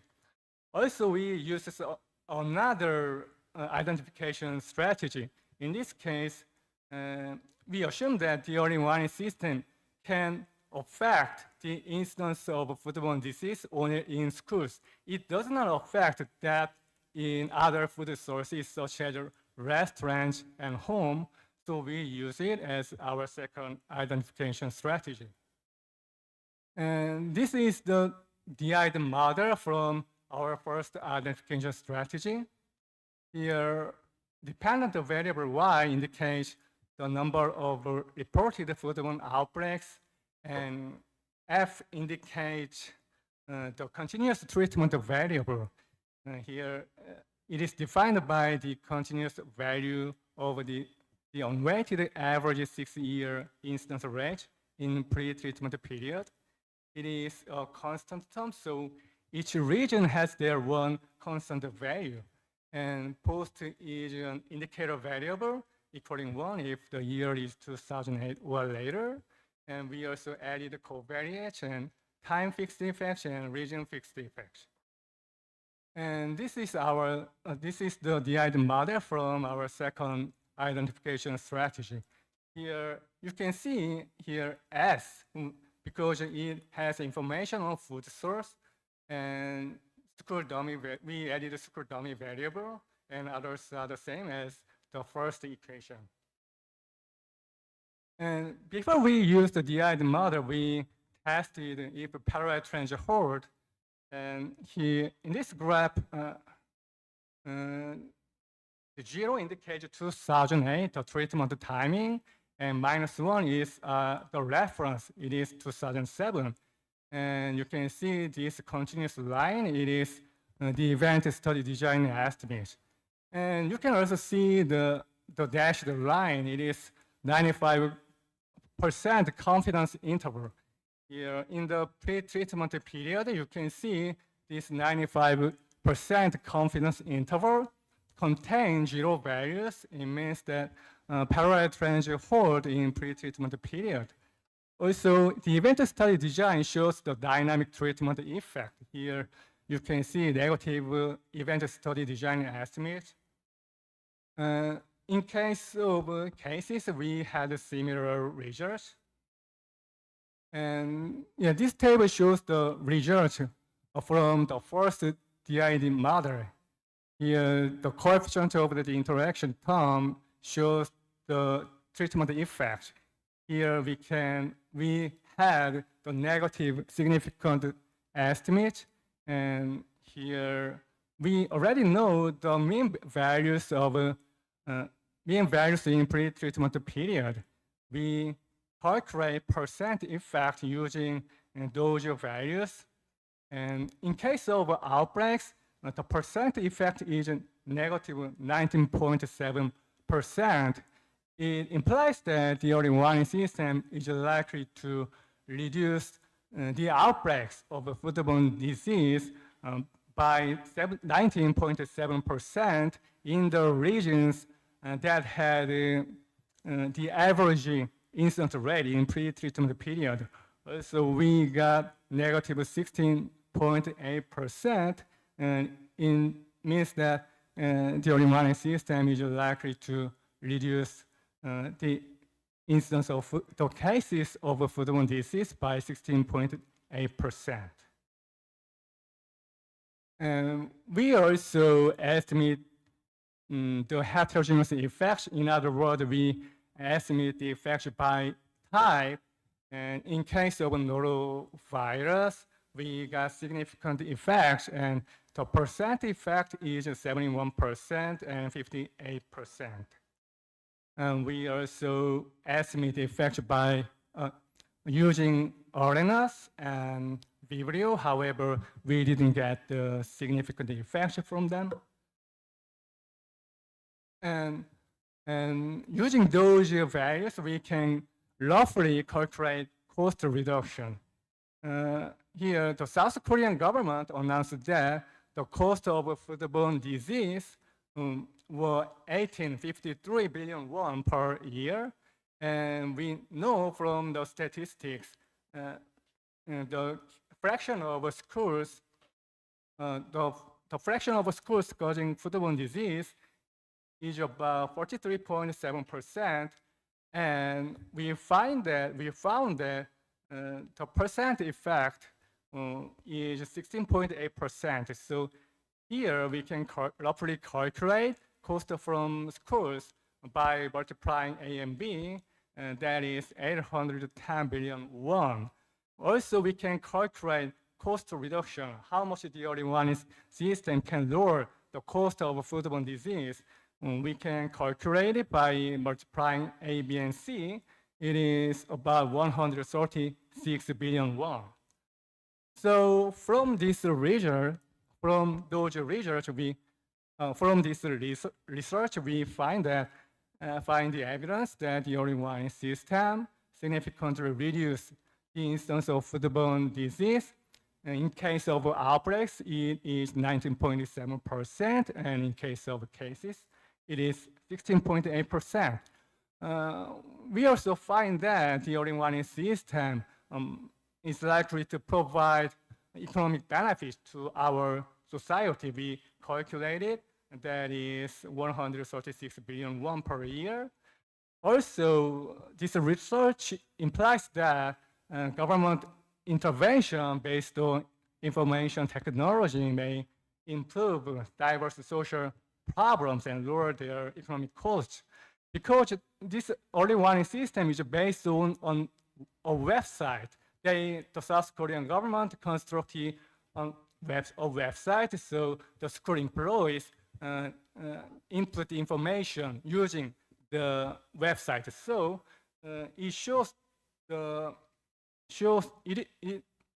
possibility that some kinds of government interventions using IT technology may improve our society. That ends my talk. Thank you for your time and attention. Thank you.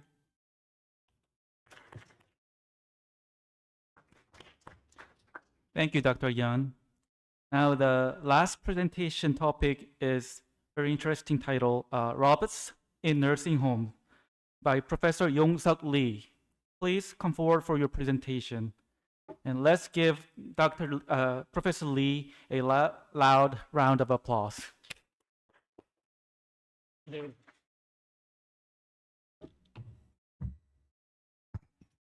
Thank you very much for inviting me. It's an honor to be here. It's also an honor to be able to present in such a large screen. This is probably the largest screen I've ever presented in. So thank you for that. So this is joint work with Karen Eggleston at Stanford and Toshi Iyazuka at University of Tokyo. So robots in nursing homes. You might wonder why this is relevant to the conference here, but there is going to be slight relevance. I think you'll sort of find it. There's aging happening in societies. It often is substantially worse in rural areas, as we all know here. And in the context of Japan, where I'm examining, it's sort of at the frontier of an aging society. So what is this paper about? So there's this large literature that sort of thinks about how automation will affect labor workers, right? And a lot of the literature actually focuses on the manufacturing sector, especially when you think about robots and automation, because that's where automation has been happening. But we all know that increasingly robots are being adopted in the service sector. We're seeing this across our economies as well. But if we want to think about the implications for robots in the service sector, it's going to be slightly different because the manufacturing sector, we're thinking about tradable goods. We can produce more, we can expand production. In the case of service industry, it's slightly different. And we want to think about what is actually productivity in service, right? These are things we need to think about. Another key thing that I think it has been missing in the literature is that we sort of think about key debate is whether robots replace workers or tasks, thereby there being a displacement effect, a negative impact, labor shock, or a productivity effect where this technology improves productivity, thereby increases employment and firm performance. And then there's this other channel where new technology can create new jobs, but that part, we'll leave that out. But the other part is that the labor market itself actually affects adoption, right? We know that in aging societies, the debate about whether robots replace workers or not in Korea is not as significant as in the US. In Japan, they don't even really talk about robots replacing labor because it's a society where it's so aged that there's a shortage of workers. You actually need robots to produce good or provide service. So it's going to be a different context. And we realize that we should this literature should be examining sort of a diverse set of industries and country context. So that's where we're wanting to provide some contribution. The other is this literature, sort of, especially the robots literature, talks about counting robots. You know, when we think about the impact of robots on labor or firms, you don't have that much of a good data set. We're basically counting how many robots are installed in factories. But there's a variety of types of robots in reality. So what we'll try to do here is differentiate types of robots, and I'll get into this in a bit. And then also there's different types of workers, right? In Korea and in Japan, there's 정규직 and 비정규직. And it's going to potentially have different impacts. So it makes sense to think of these workers differentially as well. And then if you think about an aging society, again, that's a different context, and we want to examine those as well. Another key thing that is discussed in the literature is when we think about robots and labor, there's this task-based model where sort of the model is that tasks will be changing and thereby thinking about the composition of workforce. But there hasn't been any empirical work that actually examines tasks because that's very hard to get at, right? Exactly if you're doing a certain specific task. So in our case, we actually tried to get at that by collecting some information on whether each task that's performed in nursing homes are performed by a robot versus a humans and see how that's been changing over time. Okay, so that's overview. And I won't go over these. Basically, what we're going to examine is ultimately how does robot adoption change staffing, the workforce? How does it affect productivity in terms of the quality of care and the quantity of care? So when we think about the service sector, specifically nursing homes, you have one. It's going to be how many residents, the elderly, that you can actually adopt, and whether you're providing good care, whether their health improves, right? So that's going to be our focus, and I don't need to motivate why Japan is a good setting, or if we had data, Korea would be another good setting as well. The key outcomes that we'll be examining is staffing, and also I'll mention there's going to be two types of staff in nursing homes. One is nurses, and one is the care workers. And care workers are the ones who do the grunt of the work, help the elderly move, help them with eating, bathing. And then the nurses are the ones who would provide medication or give shots, who actually need to have licenses, right? And then we'll go over the key tasks. In terms of productivity, the key things in nursing homes, it's also a different setting because it's non-tradable. There's a limit to how many residents that you can adopt. So in that sense, we can count number of residents, but another important thing is there a longer wait list wanting to enter that facility? Okay. And then quality of care, I'll go over this later, but we're going to examine pressure ulcers, which is what happens when the elderly goes to facilities. They often stay in bed. If they don't move, and they can't often, they get these ulcers on their back and bodies. It's called bed sores. And you need to constantly move them, shuffle them to actually minimize those. Then restraint use is basically just restraining people, the residents, so they can't move, which is actually illegal, but it actually happens under certain conditions. Falls as well. Another key thing we want to examine is turnover. One of the key motivations so this industry, especially for care workers, the pay is extremely low. Low in Korea, Japan, the US. It's comparable to like working at McDonald's. So there's a very high level of turnover. The reason for high turnover in this context is back pain and knee pain, because it's so physically burdensome, right? So in this industry, a challenge is to actually retaining workers. Certain service industries, it's just difficult to hire workers. They leave. So retaining workers is important, especially with COVID-19. We all know that nursing homes were one of the industries that were hit most with COVID, with deaths, both in terms of the elderly, but also the caretakers. So especially it's been hard for maintaining staffing. So with that, I won't go over previews, but what are robots? So the way to think about robots is there's going to be mobility type of robots. The one in the middle is basically where the elderly themselves use the robot so they can actually move around.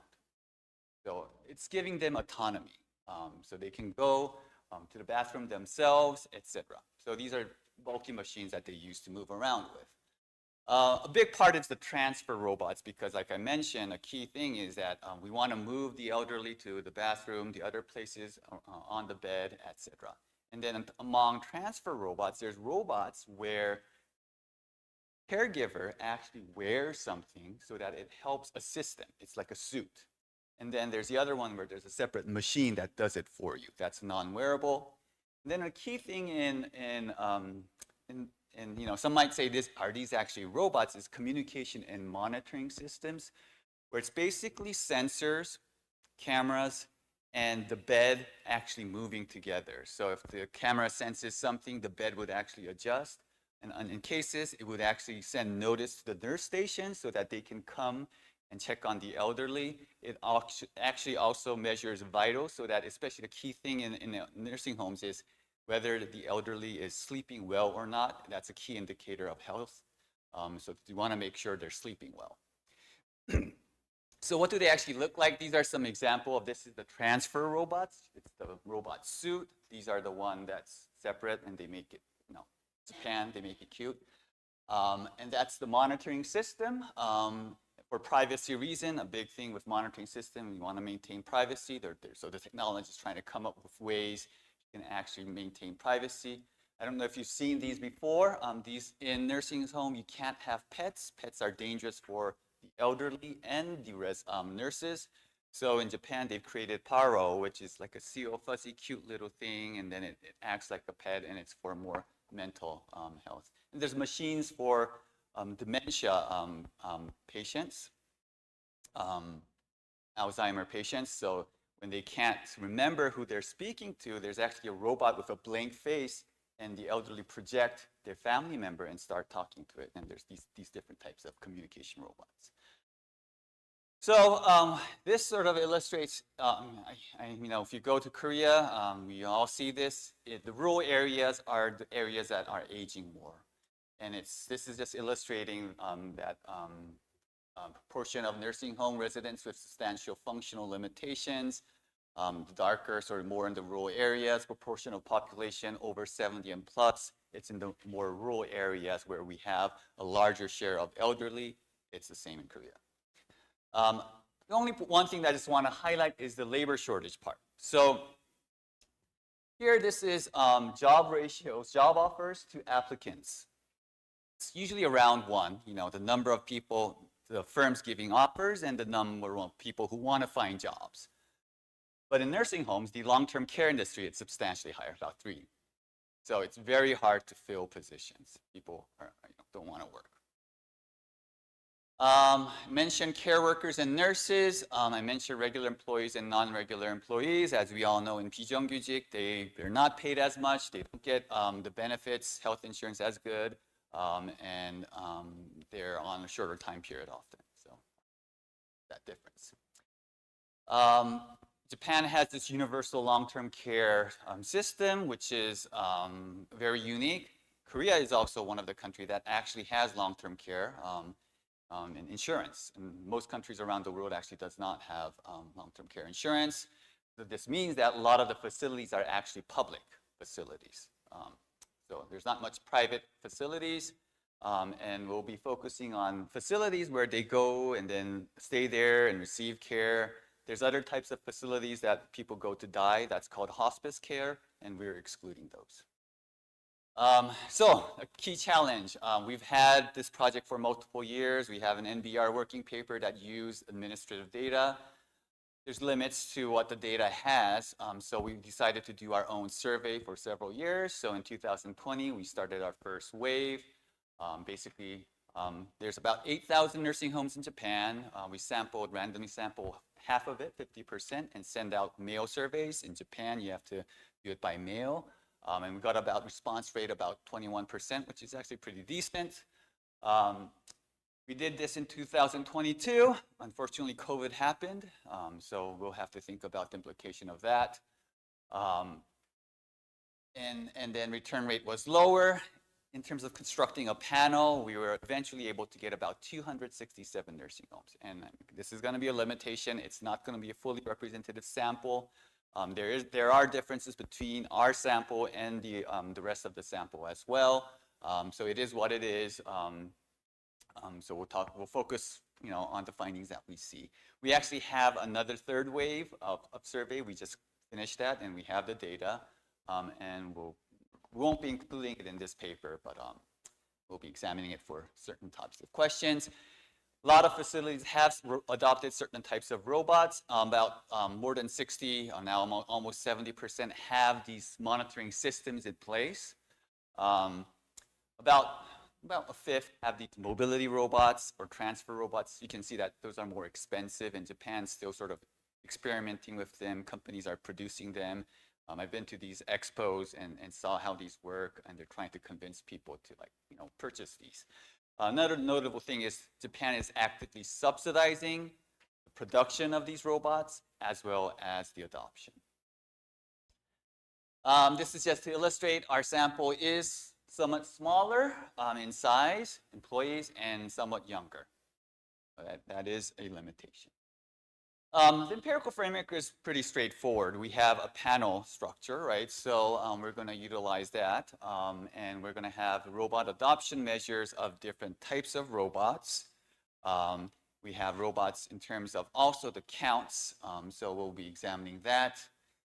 We're not going to claim causality here, but we're going to do the best to try to control for a lot of the key observables that are relevant for staffing and productivity, in the sense that other technologies are important. So we've collected information of a variety of other technologies that are used in nursing homes. For instance, like Wi-Fi, that's one technology, or wheelchair lifts, other types of machineries, etc. So we control for that. We control for the case mix. What's the composition of the elderly, how severe their symptoms are. And then another is management practices. There's this literature that has found that management practices are very important to explain the unobserved component of productivity. So this is sort of from authors in Nick Bloom and John Van Reenen. And we sort of constructed our management practice index as well. And then another is we control for COVID by including the cases and deaths within the facility, but also the local region as well. So with that, I'll go over some results. And the key thing is, despite this, we won't be able to nail down whether this is the impact of robots, but by looking at tasks, whether the task composition shifts to more robot use and examining these outcomes, I think we're sort of able to suggest that indeed robots are playing a role in affecting these outcomes. So staffing. Ultimately, what do we find? Robot adoption is positively associated with staffing, whether we use a dummy variable for robot adoption or the count of robots. So both at the extensive and intensive margin where robots are being adopted, we see increasing in overall staffing. Caregivers is a total sum of both the nurses and the care workers. In our paper, we separate them out, but here we're just combining. Another key thing is that this result is primarily coming among the non-regular workers. So as these facilities adopt robots, they're hiring more non-regular workers rather than regular workers that are more flexible, lower pay, etc. If we look at full-time equivalent, basically that's like, you know, if you think about work hours, sometimes we find almost a zero effect or a smaller effect, which is basically saying that on average, workers are working less hours as facilities adopt robot. So the idea is that they're adopting robot, they want to be more flexible in the production function, and labor is sort of, they are, you know, getting hurt by this in some sense by, you know, working the composition slightly shifting, but they are hiring more workers.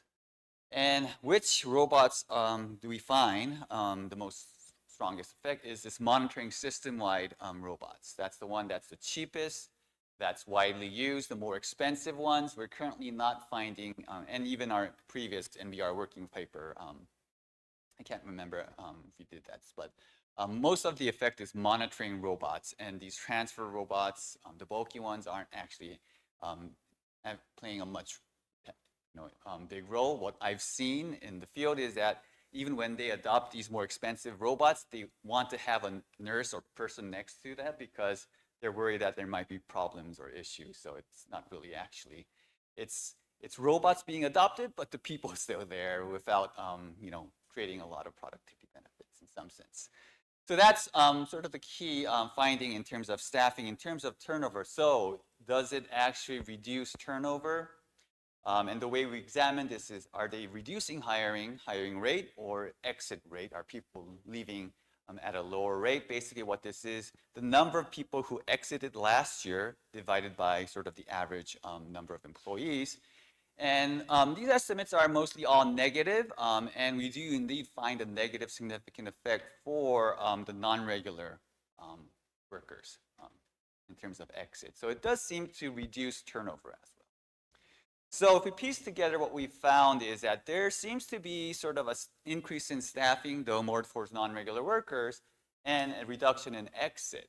So, okay, so that seems like one channel is that maybe it's not just productivity increasing like in the tradable sector, but at least providing a better work environment, and that actually helps retain and maybe ultimately maybe help productivity a little bit. And we'll examine that next. But before doing that, we just wanted to examine whether this effect is coming from, robots. How are the tasks actually changing?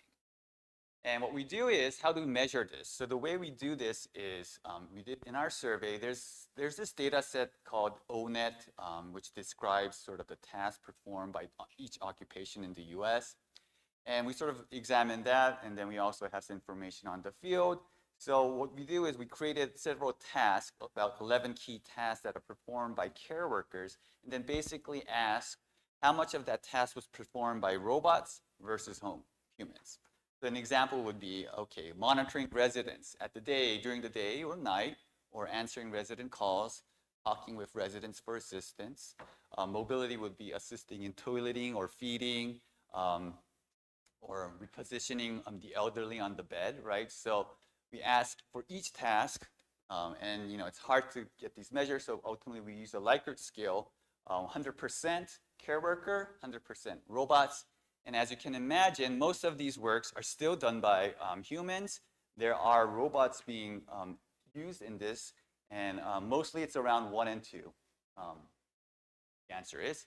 But what we do find is a very consistent increase in this metric. So, here, sorry. Yeah. So for instance, monitoring task is 1.5 in 2020 and 1.53 in 2022. Mobility task automation increasing, transfer task automation increasing as well. So there's this steady slight increase. And we're wondering, well, does this actually have an effect? But surprisingly, this task automation index is directly also related to staffing as well. So the results is this. This is just to illustrate that, yes, indeed, robot adoption affects the task composition. Basically, more tasks being performed by robots.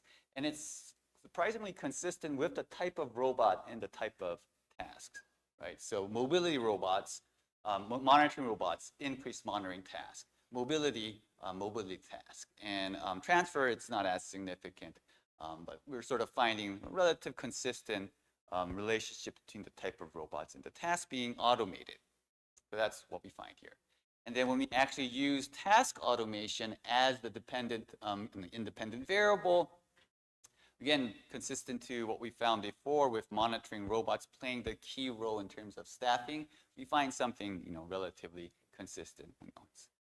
So that's sort of one channel that we can see that, okay, there's this shift of task that's related to staffing as well. One last staffing result is, we try to collect wage information. It's hard to do this in surveys. Basically, we can't survey individuals. So what we did is when we're surveying the managers, we say that, okay, how much does a person with 0 years of experience working as a care worker receive for your pay, or with 5 years of experience, and whether that person is a regular worker or a non-regular worker. And the sample size is smaller, so there's this caveat. But what we're finding here is there's considerable wage reduction among when mobility robots are being adopted, both at the extensive or intensive margin, and it's sort of like, you can think of this: mobility robots are being used so that the elderly can move about by themselves, reducing the need for support from the caregivers. And they're sort of reducing pay for the more expensive ones, the 5-year experience. In this case, it seems like when they're actually increasing staffing, it seems like there's positive results on monitoring robots. But we're not emphasizing this too much. But some of the referees like this result, so we just keep it here. So lastly, we only have a couple of slides left. What about productivity? So quantity of care and quality of care. Are they able to, if there were any empty beds, are they able to fill that with residents? If there were already a wait list, is that wait list becoming longer, right? There's some information on revenue, but this is, it's an arbitrary constructed measure based on the composition of the workforce and then the insurance claims. So, but we can think of that as, a quantity measure. The quality of care, again, key things in nursing homes are, there's several quality care measures. And pressure ulcers, as I mentioned, is in part the bed sores. The other is restraint. So when restraints cannot be used, it's very inhumane to actually restrain a resident. But if they believe that there could be a harm if the elderly is behaving, erratically, and it could cause harm to the elderly, or could cause harm to the care workers, nursing homes are then allowed to restrain elders. And they don't have to report to the police or not, they can do it on their own will. And it is happening in Japan, Korea, in the US, restraints are being used. It's one of the key things in nursing homes that we hope they don't use it, but they still do. Do we see a reduction of that? Monitoring systems would probably be helpful for that. And then falls, do the elderly fall? So those are the key things that we find. And in many cases, robot adoption is related to an increase in longer wait lists, and in cases more residents. And in terms of quality of care, especially at the extensive margin, we do find some significant reduction in restraint use and pressure ulcer cases. So that is sort of the key finding of this paper. And just to summarize, it's, in this context where robots are being actively adopted, what is the impact on the workforce and ultimately productivity and sense of the quality of care in this service sector, which I think this industry will be expanding rapidly. And so having good understanding is important. seems like, yes, staffing is actually being, it's complementary to some degree, coming mostly from non-regular type of work. At this stage, I think only monitoring type of robots, which are cheaper, which are more advanced, are seeing some effects, and we'll see what happens. But ultimately, we won't know what the results will be going forward, because some robots, as they develop, they could potentially replace a human being as well, right? But fortunately, we're seeing some positive relationships in terms of quality of care. Thank you.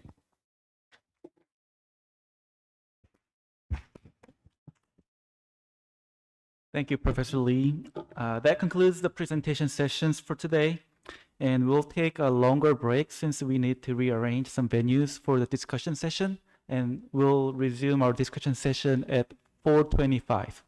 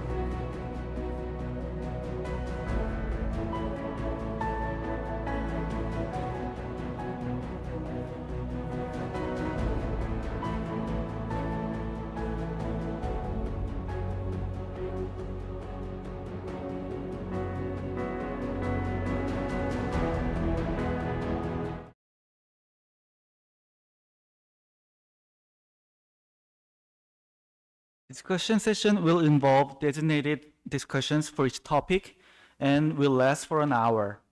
The session will be moderated by Dr. Yong-Yeol Kim, Director of the Department of Rural and Environment Research at the Krei.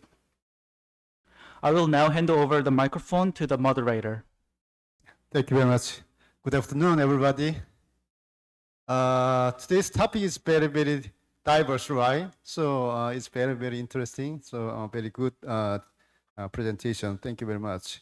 Now we will continue the discussion for about 1 hour from now. So my name is Kim Yong-Yeol.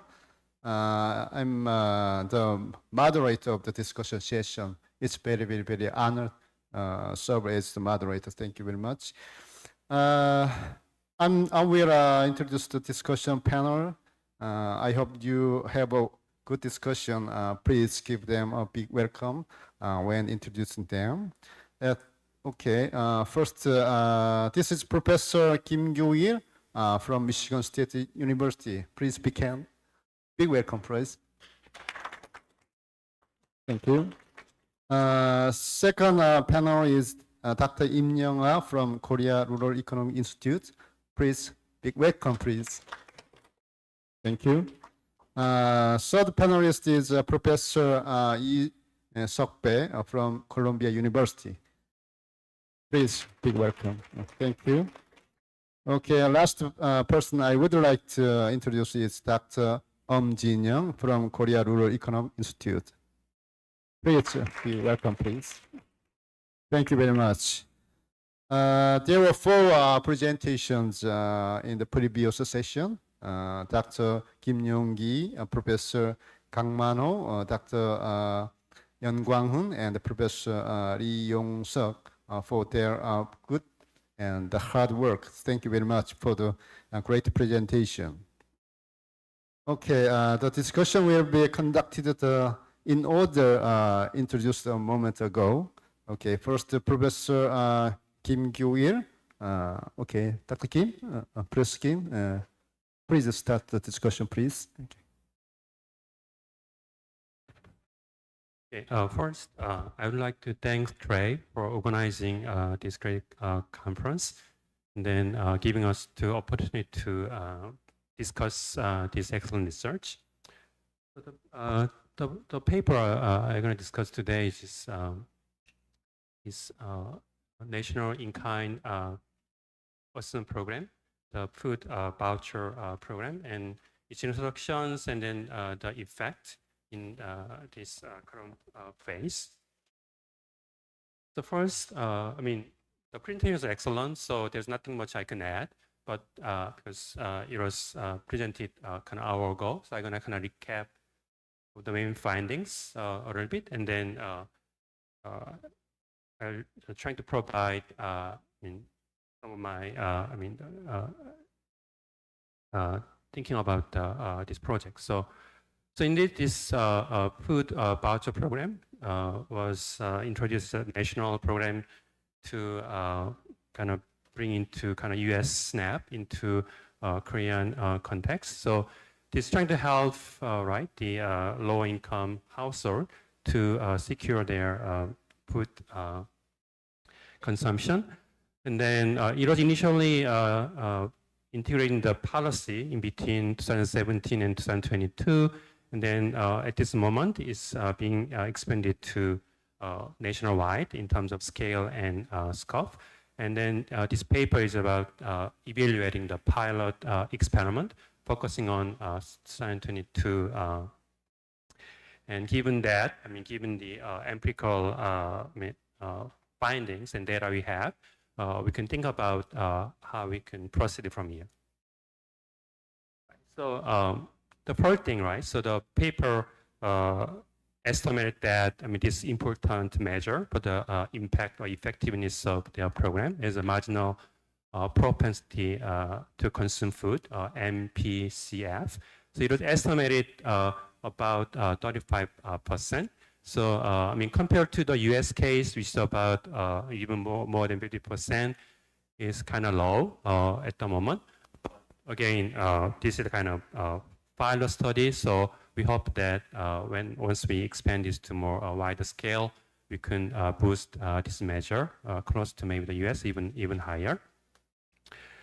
And also another important finding is that when these households are given the voucher, right, they can spend the money for the food consumption at home, or they can use for the food consumption away from home. But it turns out, as desired, we have a bigger impact on the expenditure on home consumption, and then no significant change in terms of food consumption away from home. And another important finding is that in the US case, when they look at the food consumption, once the fund is given, they usually spend a lot in the first week, and then at the end of the month, when the funding is setting, they have no money to spend. But in the Korean case, interestingly, you have a very persistent, kind of smoothing effect in intertemporal food consumption, so which is also very desired the result. And also finally, previously, we had this more like a cash-based cash assistance program, but in terms of again this marginal propensity to consume the food, we find much higher impact when you use this cash, this in-kind program rather than cash. So that is more or less the main findings of the paper that I can learn by reading the paper. And then I think still there are some remaining issues, mostly not for this study itself, but more or less how we move forward once we expand this program to more like a nationwide program.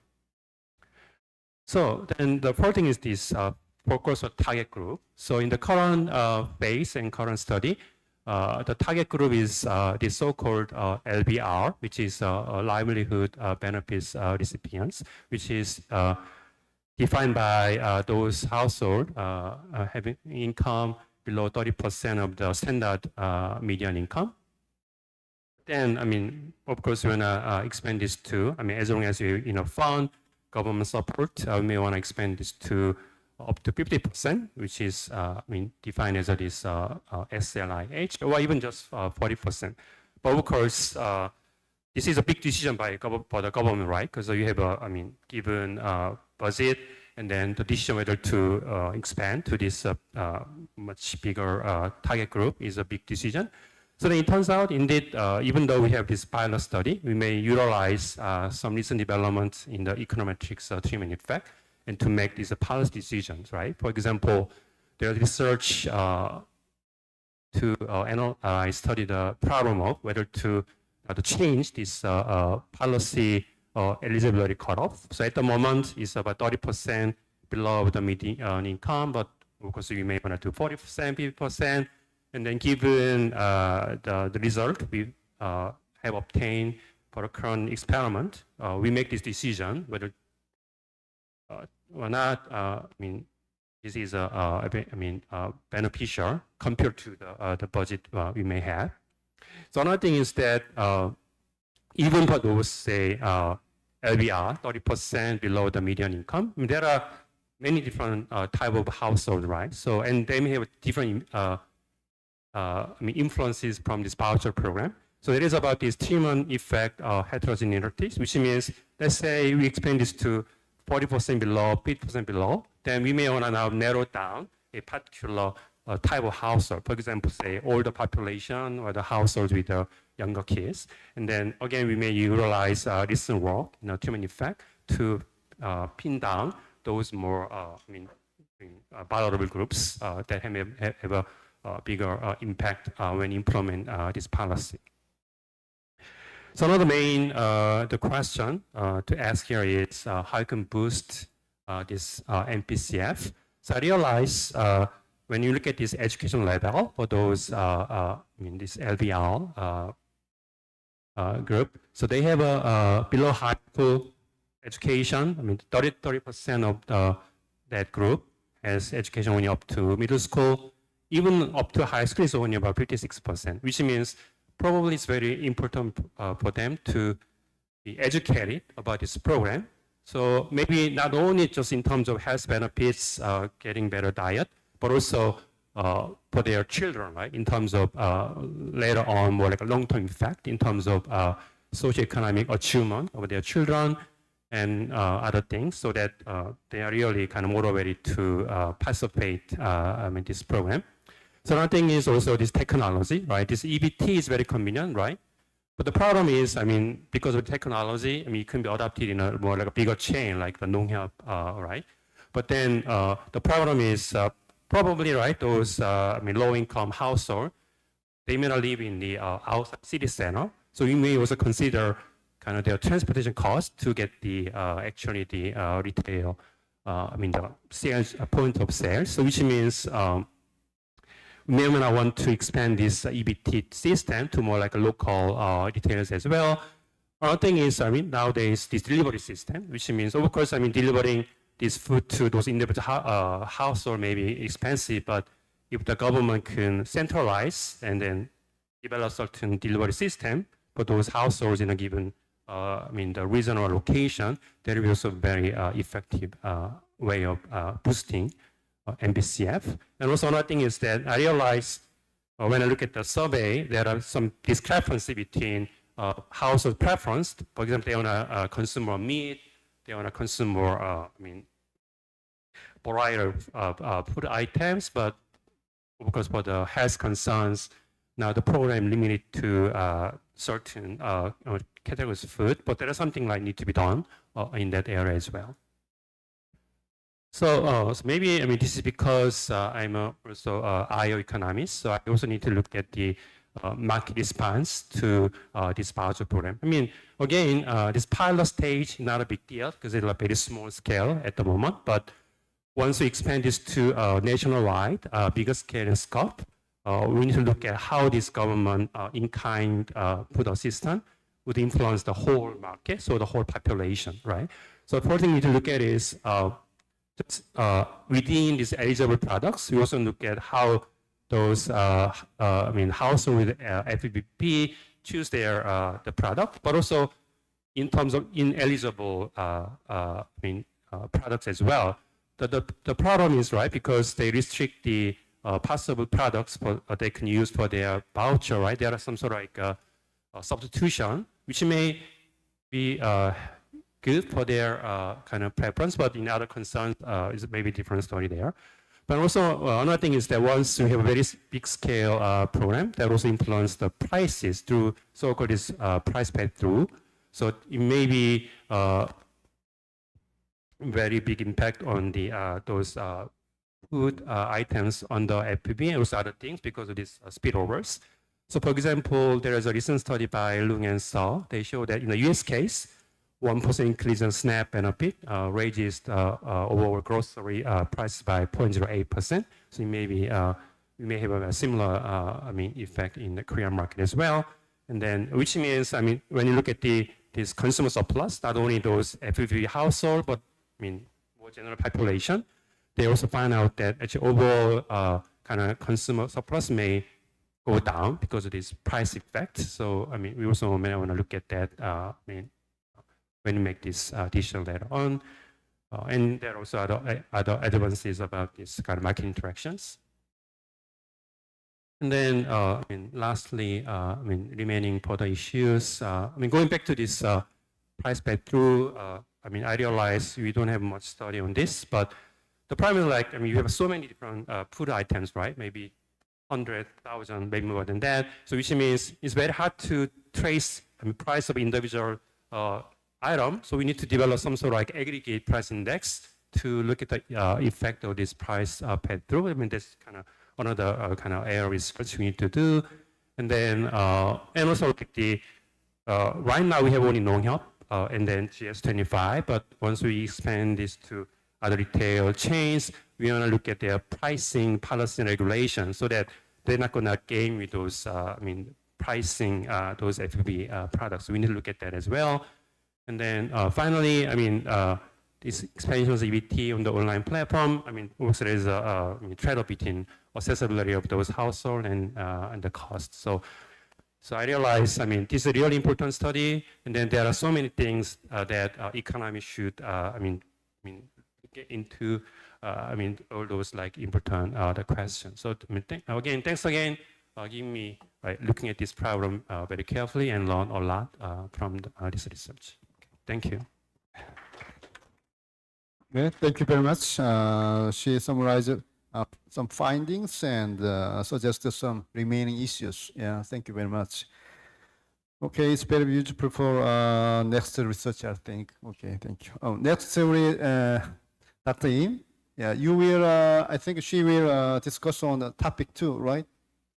Okay. Yeah, Please. thank you. Thanks, Chair.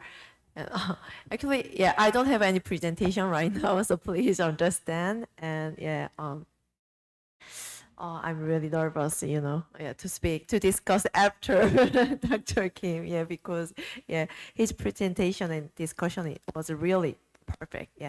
Anyway, thanks for the interesting research and the energetic presentation today, Professor Kang. And this is a really interesting study that which use the difference in difference methodology for empirical research topic to analyze the effect of environmental regulation in Korea. So, although I'm not very familiar with chemical issues, but I really enjoyed reading your study. Yeah, thanks. And today I would like to ask actually some questions. I think they are more like basics that I wondered while reading this paper. So first, when using difference in difference methodology, as you know, it is really important to check the parallel trend assumption with two groups between the treatment group and control group. So for treatment, so because the idea is a methodology that reveals causality by identifying the effect of treatment by comparing the treatment and control groups whose characteristics are similar. I think this is a really essential assumption of using this methodology. So I just wonder whether you checked this parallel trend between two groups before your study also, but I couldn't find the hint about this parallelity into two groups, from the paper.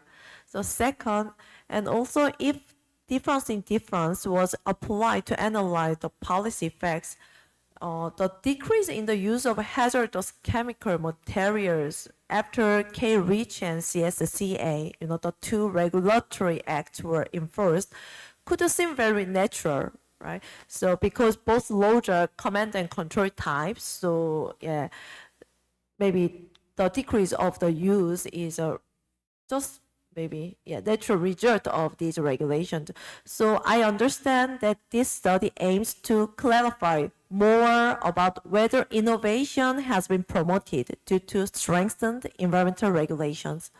So in regard of innovation, but I wonder whether maybe Professor Kang considered more time series data after 2018, because right now this is 2024. So because I think that innovation can hardly occur in a short period of time in some cases.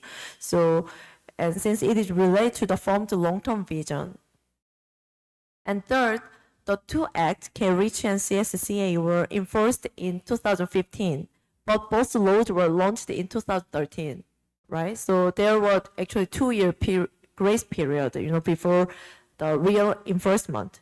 So I think if the data of 2014 may not be a good sample for this study. So I wonder whether you thought about it before.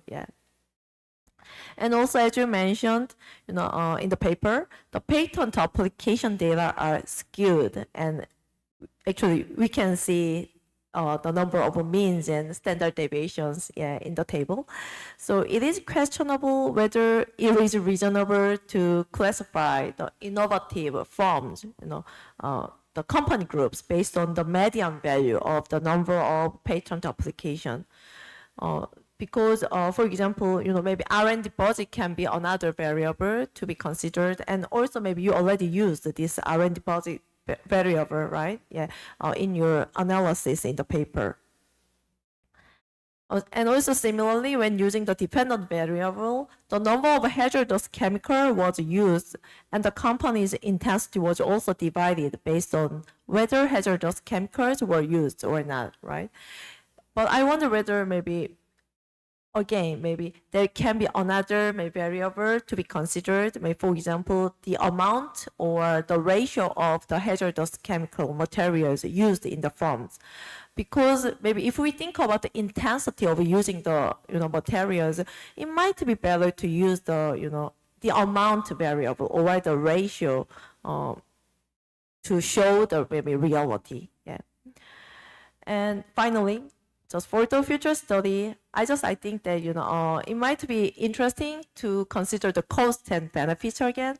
Maybe we can analyze the cost of innovation things, because right now in the paper, maybe we can see the relationship between the innovation promoted and the regulations, but we don't know the real cost of the firms to transit their technologies or their maybe circumstances to be greener, right?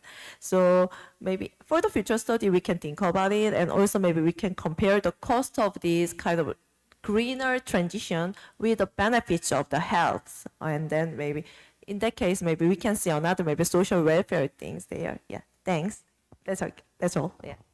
Thank you very much. It's very a kind of difficult topic, so very good. Thank you. Good comments and recommendations. Thank you very much. Okay, next, Professor Lee Dong-seok. Are you ready? Thank you. Thank you. Thank you very much. Lee Seok-bae from the Columbia University. Thank you. I'm sorry very much. I'm sorry. Okay. So much for Krei for hosting this wonderful event, and I'm also very happy to discuss the Dr. Yeon's paper. So this is joined with Travis Smith. So they are looking at this impact of early warning this system regarding this the outbreaks of this foodborne disease. So okay, thank you. So I go to the next page. Sorry, I need there. Yeah.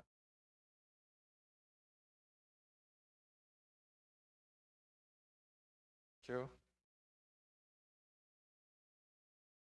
So since you saw this some time ago, let me just recap the basic findings from the paper. So this paper is motivated by these outbreaks in Seoul area around June 2006. So the government introduced early warning system for foodborne outbreaks in all schools in February 2008. So then this particular system, like EWS, requires school to track food items and the supplies to enable a prompt alerts when the outbreak occurs. So this is a particular policy adopted by the government. So Dr. Yeon would like to study its impact. So then they use this administrative panel data. Then using this difference type analysis, and they found that significantly reduced the number of foodborne illness. So it was quite successful policy based on their empirical result. Sorry,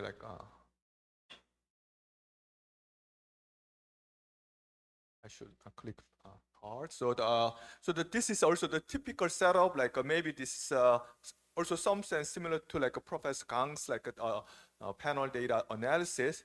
So the typical panel data analysis using U.S. data. So this is a federal government. So they have the multiple the decision makers in terms of government. So the New York State can do this and the Florida can do that. So the typical idea would be like some states would adopt like a particular policy. Other states would view it as this control states, and in the beginning period, no state adopted this one, but on some future, some state adopt and some don't.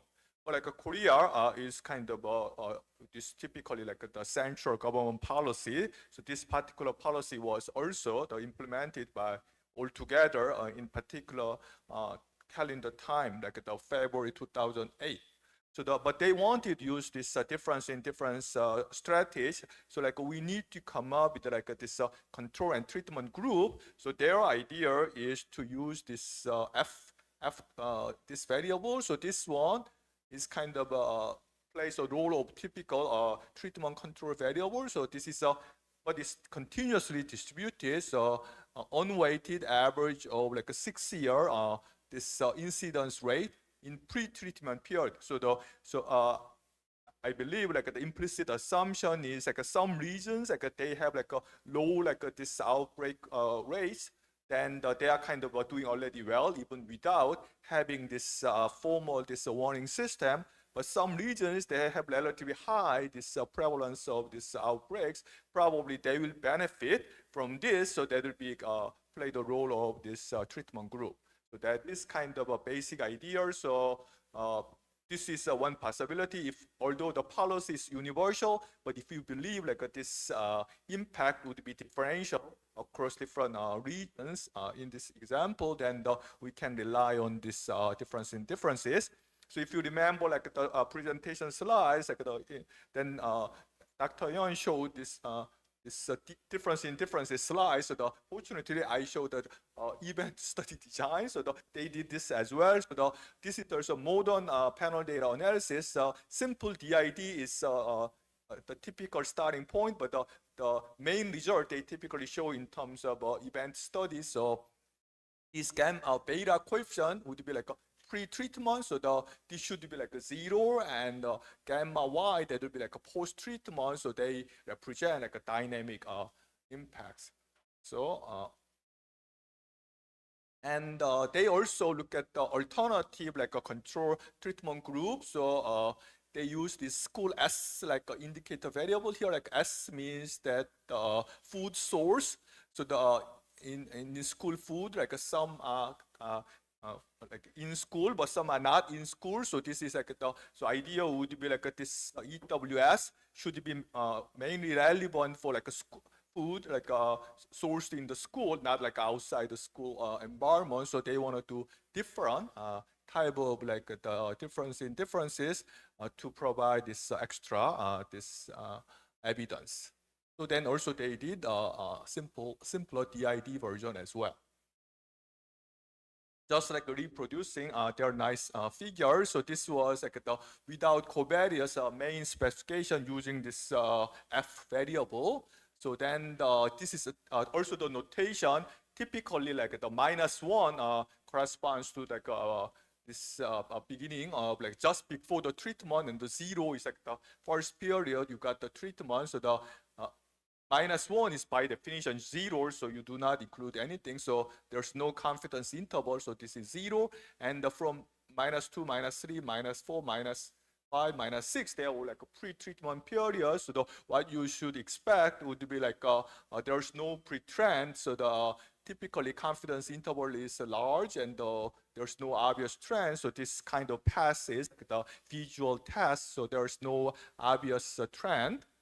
Then after this introduction of EWS, then using this particular difference in difference idea, then it dropped and stays there, and then the confidence interval, unfortunately, they are almost on top of each other, but at least the sample size is not very big, so this is reasonably convincing evidence. So this negative value means the policy was effective in terms of reducing these outbreaks. And this is just without covariance in the paper. So they look at the with covariance and across different diseases, and also they looked at this simple difference in difference form as well. And so that is a quick summary, just focusing on the main result. And so since I'm an econometrician, so I'd like to think a bit more formally. So what does this gamma y in the event study equation? So this one is how this one is related to the population causal parameter, and how to interpret that will be like a typical econometrics question. So like the identification and interpretation. So if we think about this setup, like a treatment is usual binary. So there's a EWS, no EWS.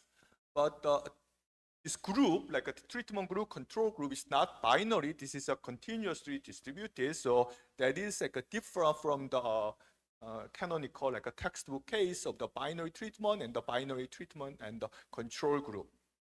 So this is a difference. So the alternative would be to come up with just a binary group, like a typical one is like an above median, below median. One could do that, but it's a choice of particular threshold is not very clear here, because like this pre-treatment, this average value, difficult to say like whether this is really high enough to be affected by this policy or not. Is difficult to say. So probably that's the main reason they want to just keep this original continuous value.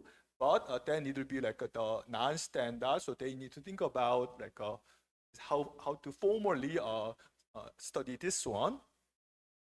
So without really thinking about identification yet, but if we just do the usual simple arithmetic, so suppose that there's no covariance and just focus on the fixed design perspective. So the covariance or like this treatment variables are predetermined, and all the epsilons are errors, we just wipe out the epsilons.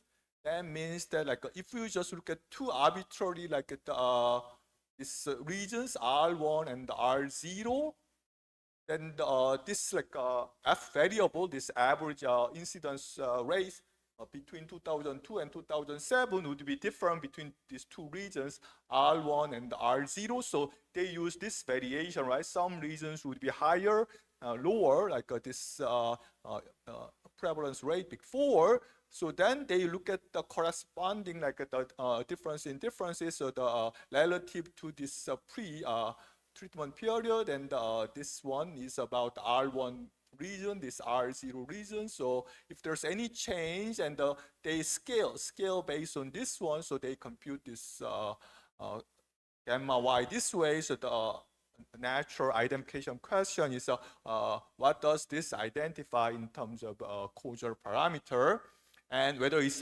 reasonable to have this kind of scale. So this is like a continuously distributed variable, so they kind of measure derivative.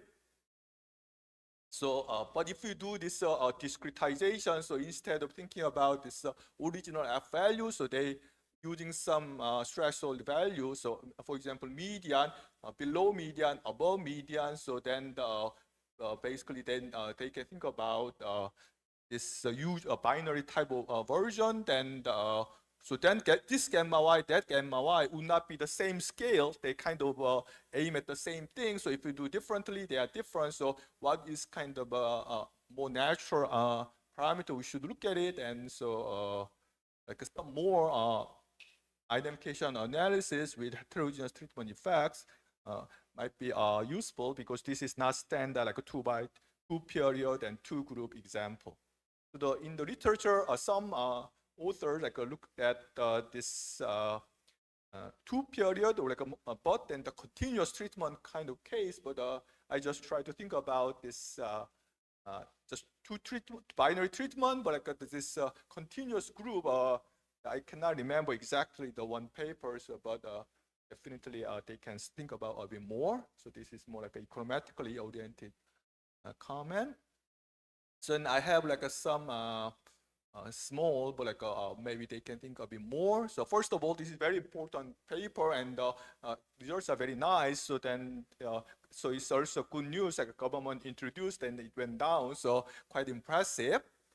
But like a paper is a bit short in terms of why this happens. So they talk about this features of EWS, but it is unclear because the whole package, right? So then to come up with a policy recommendation, which component of EWS was particularly useful and how this exactly worked. Like, so it might be better to have that kind of discussions in the paper, but also it could be like another paper. But so I thought like that would be interesting to think about.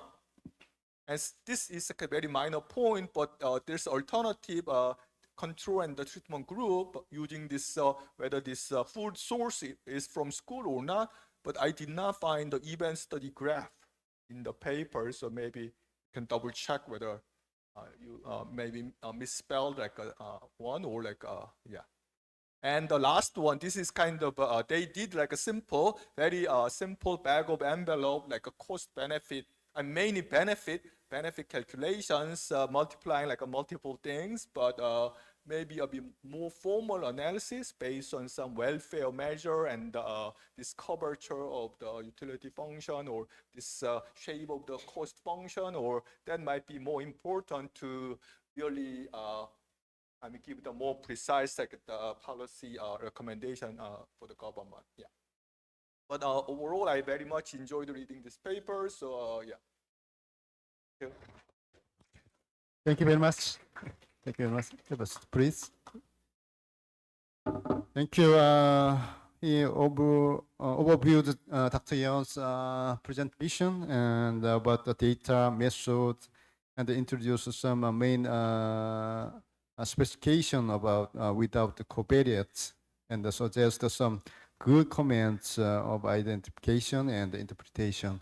Thank you very much, Dr. A. Okay, thank you. Okay, next, lastly, Dr. Please discuss on the topic 4. Okay, thank you very much. Thank you for your presentation. It was so interesting for me because my thesis was the nursing home in US, so it reminds me like a graduate school period. I think this study is a meaningful study as it is the first to quantitatively analyze the impact of robot adoption on employment, task, and productivity in service sector. And in addition, I believe this paper contributes to overcoming the limitation of cross-sectional data analysis by constructing the panel data. However, as the also mentioned, it has a limitation in aspect of difficulty to generalize the result because each country's situation is different. And the waiver was only collected in 2020 and 2022. And as you know, it was the time when rapid social changes occurred before and after COVID-19. And indigeneity was not completely resolved in the model. However, it is expected to continue to collect data and conduct research. So I am very looking forward to follow our research. For the details of the comments, I would appreciate if you think it as my just opinion or some questions. The first, robot adoption has been found to increase employment, especially for non-regular care workers. Although it has the effect of increasing employment, I was wondering whether it would result in a worsening of the quality and stability of overall employment because it would result in an increase in the employment of non-regular care workers, which is the part-time job. It means the robot adoption increased the part-time job, not the regular employment. And the second thing is the many results show the effect of monitoring robot adoption, but the effect of adoption of mobility robot and transport robot appears to be small or insignificant. For that reason, it is said that the transport robots are least commonly adopted because it is too expensive, as you said during the presentation. I would like to ask the insignificant result of the mobility robot is the same reason as the transport robot because it is least commonly adopted and it is too expensive. So that's why the significance is low or insignificant. Or do you think that is there any other reason to make the mobility and transport robot insignificant? I would appreciate if you have any, if you have any other factors in mind, it would be great for me to explain. And the third, although the negative effect of the earnings of the workers with 5 years of experience is clear, the effect on the earnings of workers with 0 year of experience is statistically insignificant or small. In that case, the only factor is the statistically insignificant is the number of monitoring robots in use. Although there is some explanation in the paper, I would appreciate if you could explain what you think is the fundamental reason why the statistical significance and effect sign were analyzed differently for workers with 0 year of experience and those with 5 years of experience. And lastly, the result could be different according to the level of difficulties in ADLs of the residents, I think. For example, if most of the residents have lower difficulty in ADLs, then the effect of robot adoption might be small. And if most of the residents are higher difficulty in ADLs, then the effect of robot adoption will be high, I think. So for the future study, I think it would be interesting to separate the nursing home according to the residents' characteristics. Thank you. Thank you very much. Okay, now we finished the officer panel discussion, and we have some time. So now I'd like to take some questions from those on the audience. Do you have any questions? No? Okay. Okay.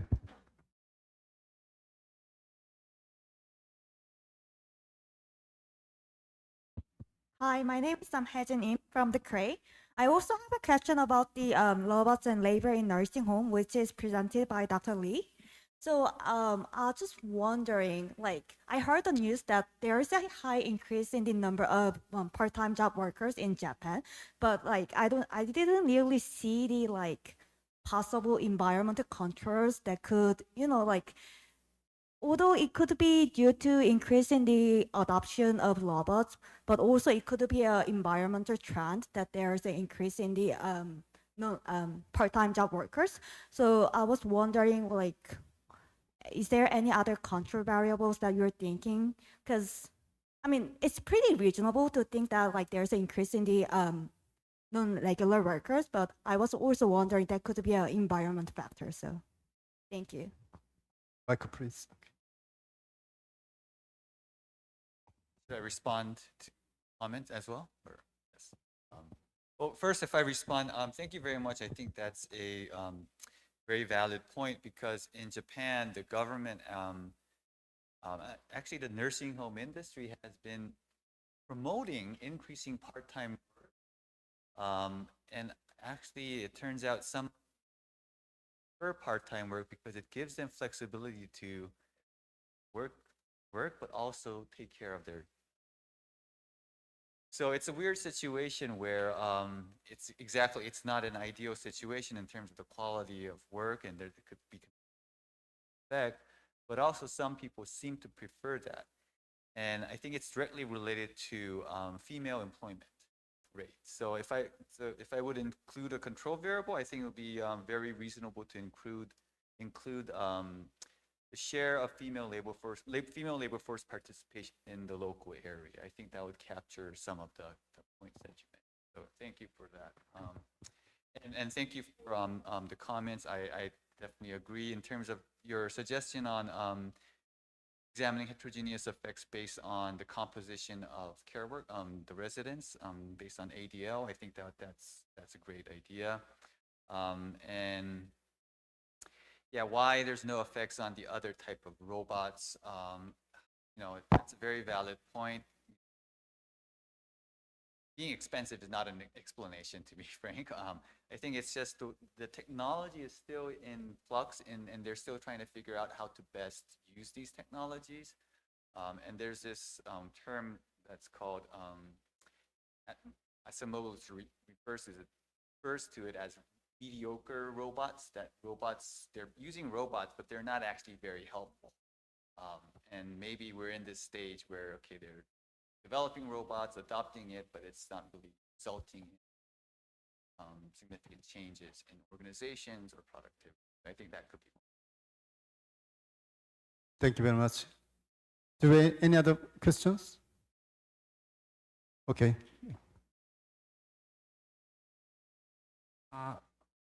My name is Han Jung-un from Krei.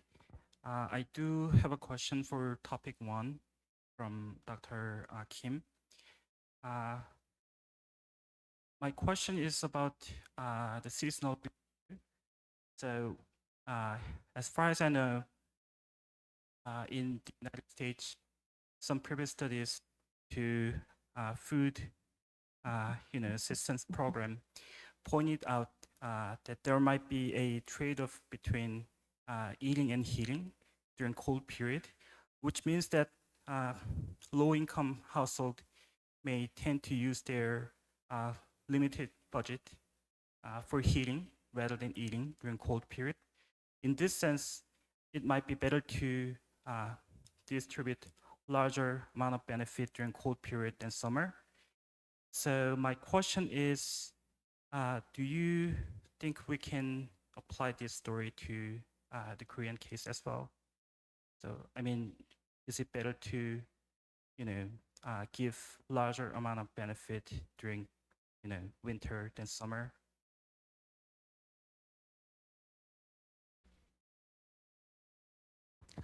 Thanks for the comments, and I think that makes sense. So if it is kind of winter, then they need more money for the heating. So the distribution of the food voucher more in the higher value will will be much helpful for the low income household. But there is another assistance program like the energy voucher. So in that case, the energy voucher will be covered those kind of heating fees. So I think there is no need. I think that we need to consider about that. But I think in this case, the heating fee is for the energy voucher, not for the food voucher. Okay. Michael, please. I actually had a question on Dr. Kim as well on the SNAP paper. I was just curious because one of the things that I believe that's often referred to in these welfare program is about take-up. People do not actually use, especially in the U.S., SNAP because they go to the grocery and they have to give this card. They feel ashamed, stigmatized. So I was curious what the take-up rate was in Korea. And then was wondering if the target population, in Korea, I think I heard that yesterday, a lot of the elderly are the ones who are actually under the poverty line. And so is this, what is it like? Is it predominantly the elderly using these benefits? And I actually had one more question is, if I understood the results, so there's an increase in purchase of food using SNAP, but the decrease in terms of purchasing food outside of SNAP even greater magnitude. So that means that they're actually eating less. Is this a correct observation that I'm making, or consuming or purchasing less food? The third question again? In the results, the effect of SNAP on increasing food purchase, there was a certain number, and then there was a decrease in food purchase outside of SNAP, and that was larger. So does that mean that by introducing SNAP, they're actually purchasing less food compared to before? So first question was about the tagging effect. Actually, we also worried about that. So actually at the first time, the food voucher card was totally different from the debit card. So they would know about the food voucher card. But when so we changed it as the debit card design. But at that time, the elderly people just asked to change it as the original design because they cannot distinguish the food voucher card and the other card. So actually I was wondering about that actually too. But anyway, the beneficiary also preferred just the tagging effect or anyway the food voucher card. And the second one is about the elderly consumption, and actually the elderly household has the higher intake on the food at home. So when we see the MPCF of the elderly, it is a little bit higher than the ordinary people. So I think the elderly household also use the food voucher card very efficiently. And the third one is about the decreasing in the eating. Actually, it is the decreasing was about the I cannot remember exactly, but it was about the result of the second one, the food expenditure except the food voucher. So at that case, that is amount of the use from the food voucher, not for the non-food. So I think that does mean the food voucher decreasing the food consumption. They are just using the food voucher for the other consumption. Thank you very much. Do you have any other questions? Yeah. No? Okay, thank you very much. Okay, I'd like to give some chance to say about something from the presenters. Actually, Dr. Kangmano, Professor Kangmano, and Dr. Yeon Kwang-hoon. Do you have anything else that you want to say? Yeah, I'd like to address Okay. the questions that I was asked. There were 6 questions. There were many. So I don't want to ask one by one, but there are all valid questions. I agree, and but some of them are due to the data limitation. For instance, the survey was started in 2014, and it was conducted every 2 years, and the most recent data that we have is 2020, but there was a COVID, and the chemical industry actually experienced a boom during that period, because of the boom in manufacturing sector. So the data we thought safe to use is between 2014 and 2019, so that's why we focused on that period. And I agree with you in that because of the time needed to invent a new technology, that 4 year might be too short. Yeah, so we are waiting for the 2022 data. Then maybe we could be able to see the long-term effect and short-term effect. And what I guess is that longer-term effect should be larger, because the innovation response should be larger and it takes time. So that is what I expect and we are waiting for. And actually, this is the first time I present this paper, so this is a preliminary version, so I have to check the parallel and trend assumption. Yeah, of course, because of the treatment and control group, because of the setting, the number of, let's say, hazardous chemical substances used by treated firms and control firms should be different, but what I guess is the number of total chemical substances they use could be similar. So the share should be different, but let's say for within two-digit industry, they could be similar. So I'm going to check that. I'm going to check the innovation trend as well. So that is basically due to the data limitation. And for R&D, we have R&D data, but we decided to use the patent data because patent data has more information, such as the type of technology, so that we can identify whether this innovation is product innovation or process innovation, but we don't have that information for R&D data. And Korean R&D data is notoriously so there's a data problem for R&D. So we decided to focus on patent data, but we have a robustness check using the R&D. That's why we focus on innovation. And for the cost benefit analysis, actually what we when we started our project, we had an intention to see whether this innovation, regulation-induced innovation, actually decrease chemical incidents. Right? Yeah, because that is the purpose of regulation, and that is what the negative externalities are caused.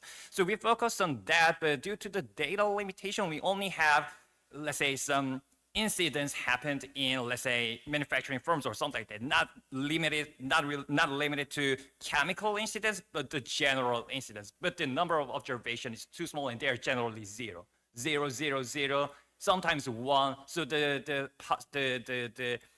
we found the positive and negative and significant effect for those who reduced their usage of hazardous chemicals. So less hazardous chemical, less firms using fewer chemical substances show less frequent, let's say, general incidents. Yeah, but the power is limited, and the results are sensitive to specifications. So we just decided to focus on the cause of those chemical incidents, the hazardous chemical substances. But all comments are valid, and I will think about it more carefully. Thank you. Thank you very much. Dr. Yeon? Thank you, Professor Lee, for your constructive comments. In our first manuscript, we didn't come up the continuous treatment of variable. However, an anonymous reviewer suggested using the methodology. And in 2022, Ed Wood published his paper in the American Economic Journal, Economic Policy, using the approach, and he evaluated the effects of measures vaccination on the long-term effects, such as wages. So we adopted the approach. And however, I think your comment is very constructive for us, because we can check our robustness using the binary treatment of variables. So I'd like to thank you for your constructive comment. Thank you very much. Professor Choi Jae-won, could you give us some good comments about our today's conference? Thank you very much. Thank you very much for the cold call. I wasn't expecting that. I think I'm the black sheep here. So. But I really enjoyed the lively discussion, great presentation, excellent research, this opportunity to interact with scholars all over the world with various backgrounds. I really enjoy it. And I don't want to be the last person before the dinner. So, but thank you for offering me to give a comment. Okay, thank you very much. Okay, now two persons to say about something. Okay, President Jung Kwang, do you have some? To give us some good comments. I don't have any specific comments. I had some questions, but I already received the answer. I just want to say this is such a nice conference in a nice place, seamlessly organized event. And maybe they used the imperfect data, but the discussion was perfect, high level of interaction. So, well, conference can get any better than this, I think. And thank you very much. Thank you very much. Last person for your time. Thank you, Chairman. I really enjoyed this conference. Enjoyed our paper presentation and comment. This is my first time I have this kind of academic research seminar. When I came to Krei last year, so it may make me it give me some motivation to write a paper again in here. So I have it is a good indicator how we do how we make a good research at Krei. So I think I definitely I promise we have the good connection with the Kaea, and we just give some suggestion from the from the Kaea and improve our policy research in the future. Thank you very much. Thank you. Thank you very much. Okay, thank you very much for the great discussion. So now I'm closing this discussion session. And I'm really thank you very much to everybody person to listen to the long discussion. Thank you very much and let's call it a day. Thank you very much. Bye.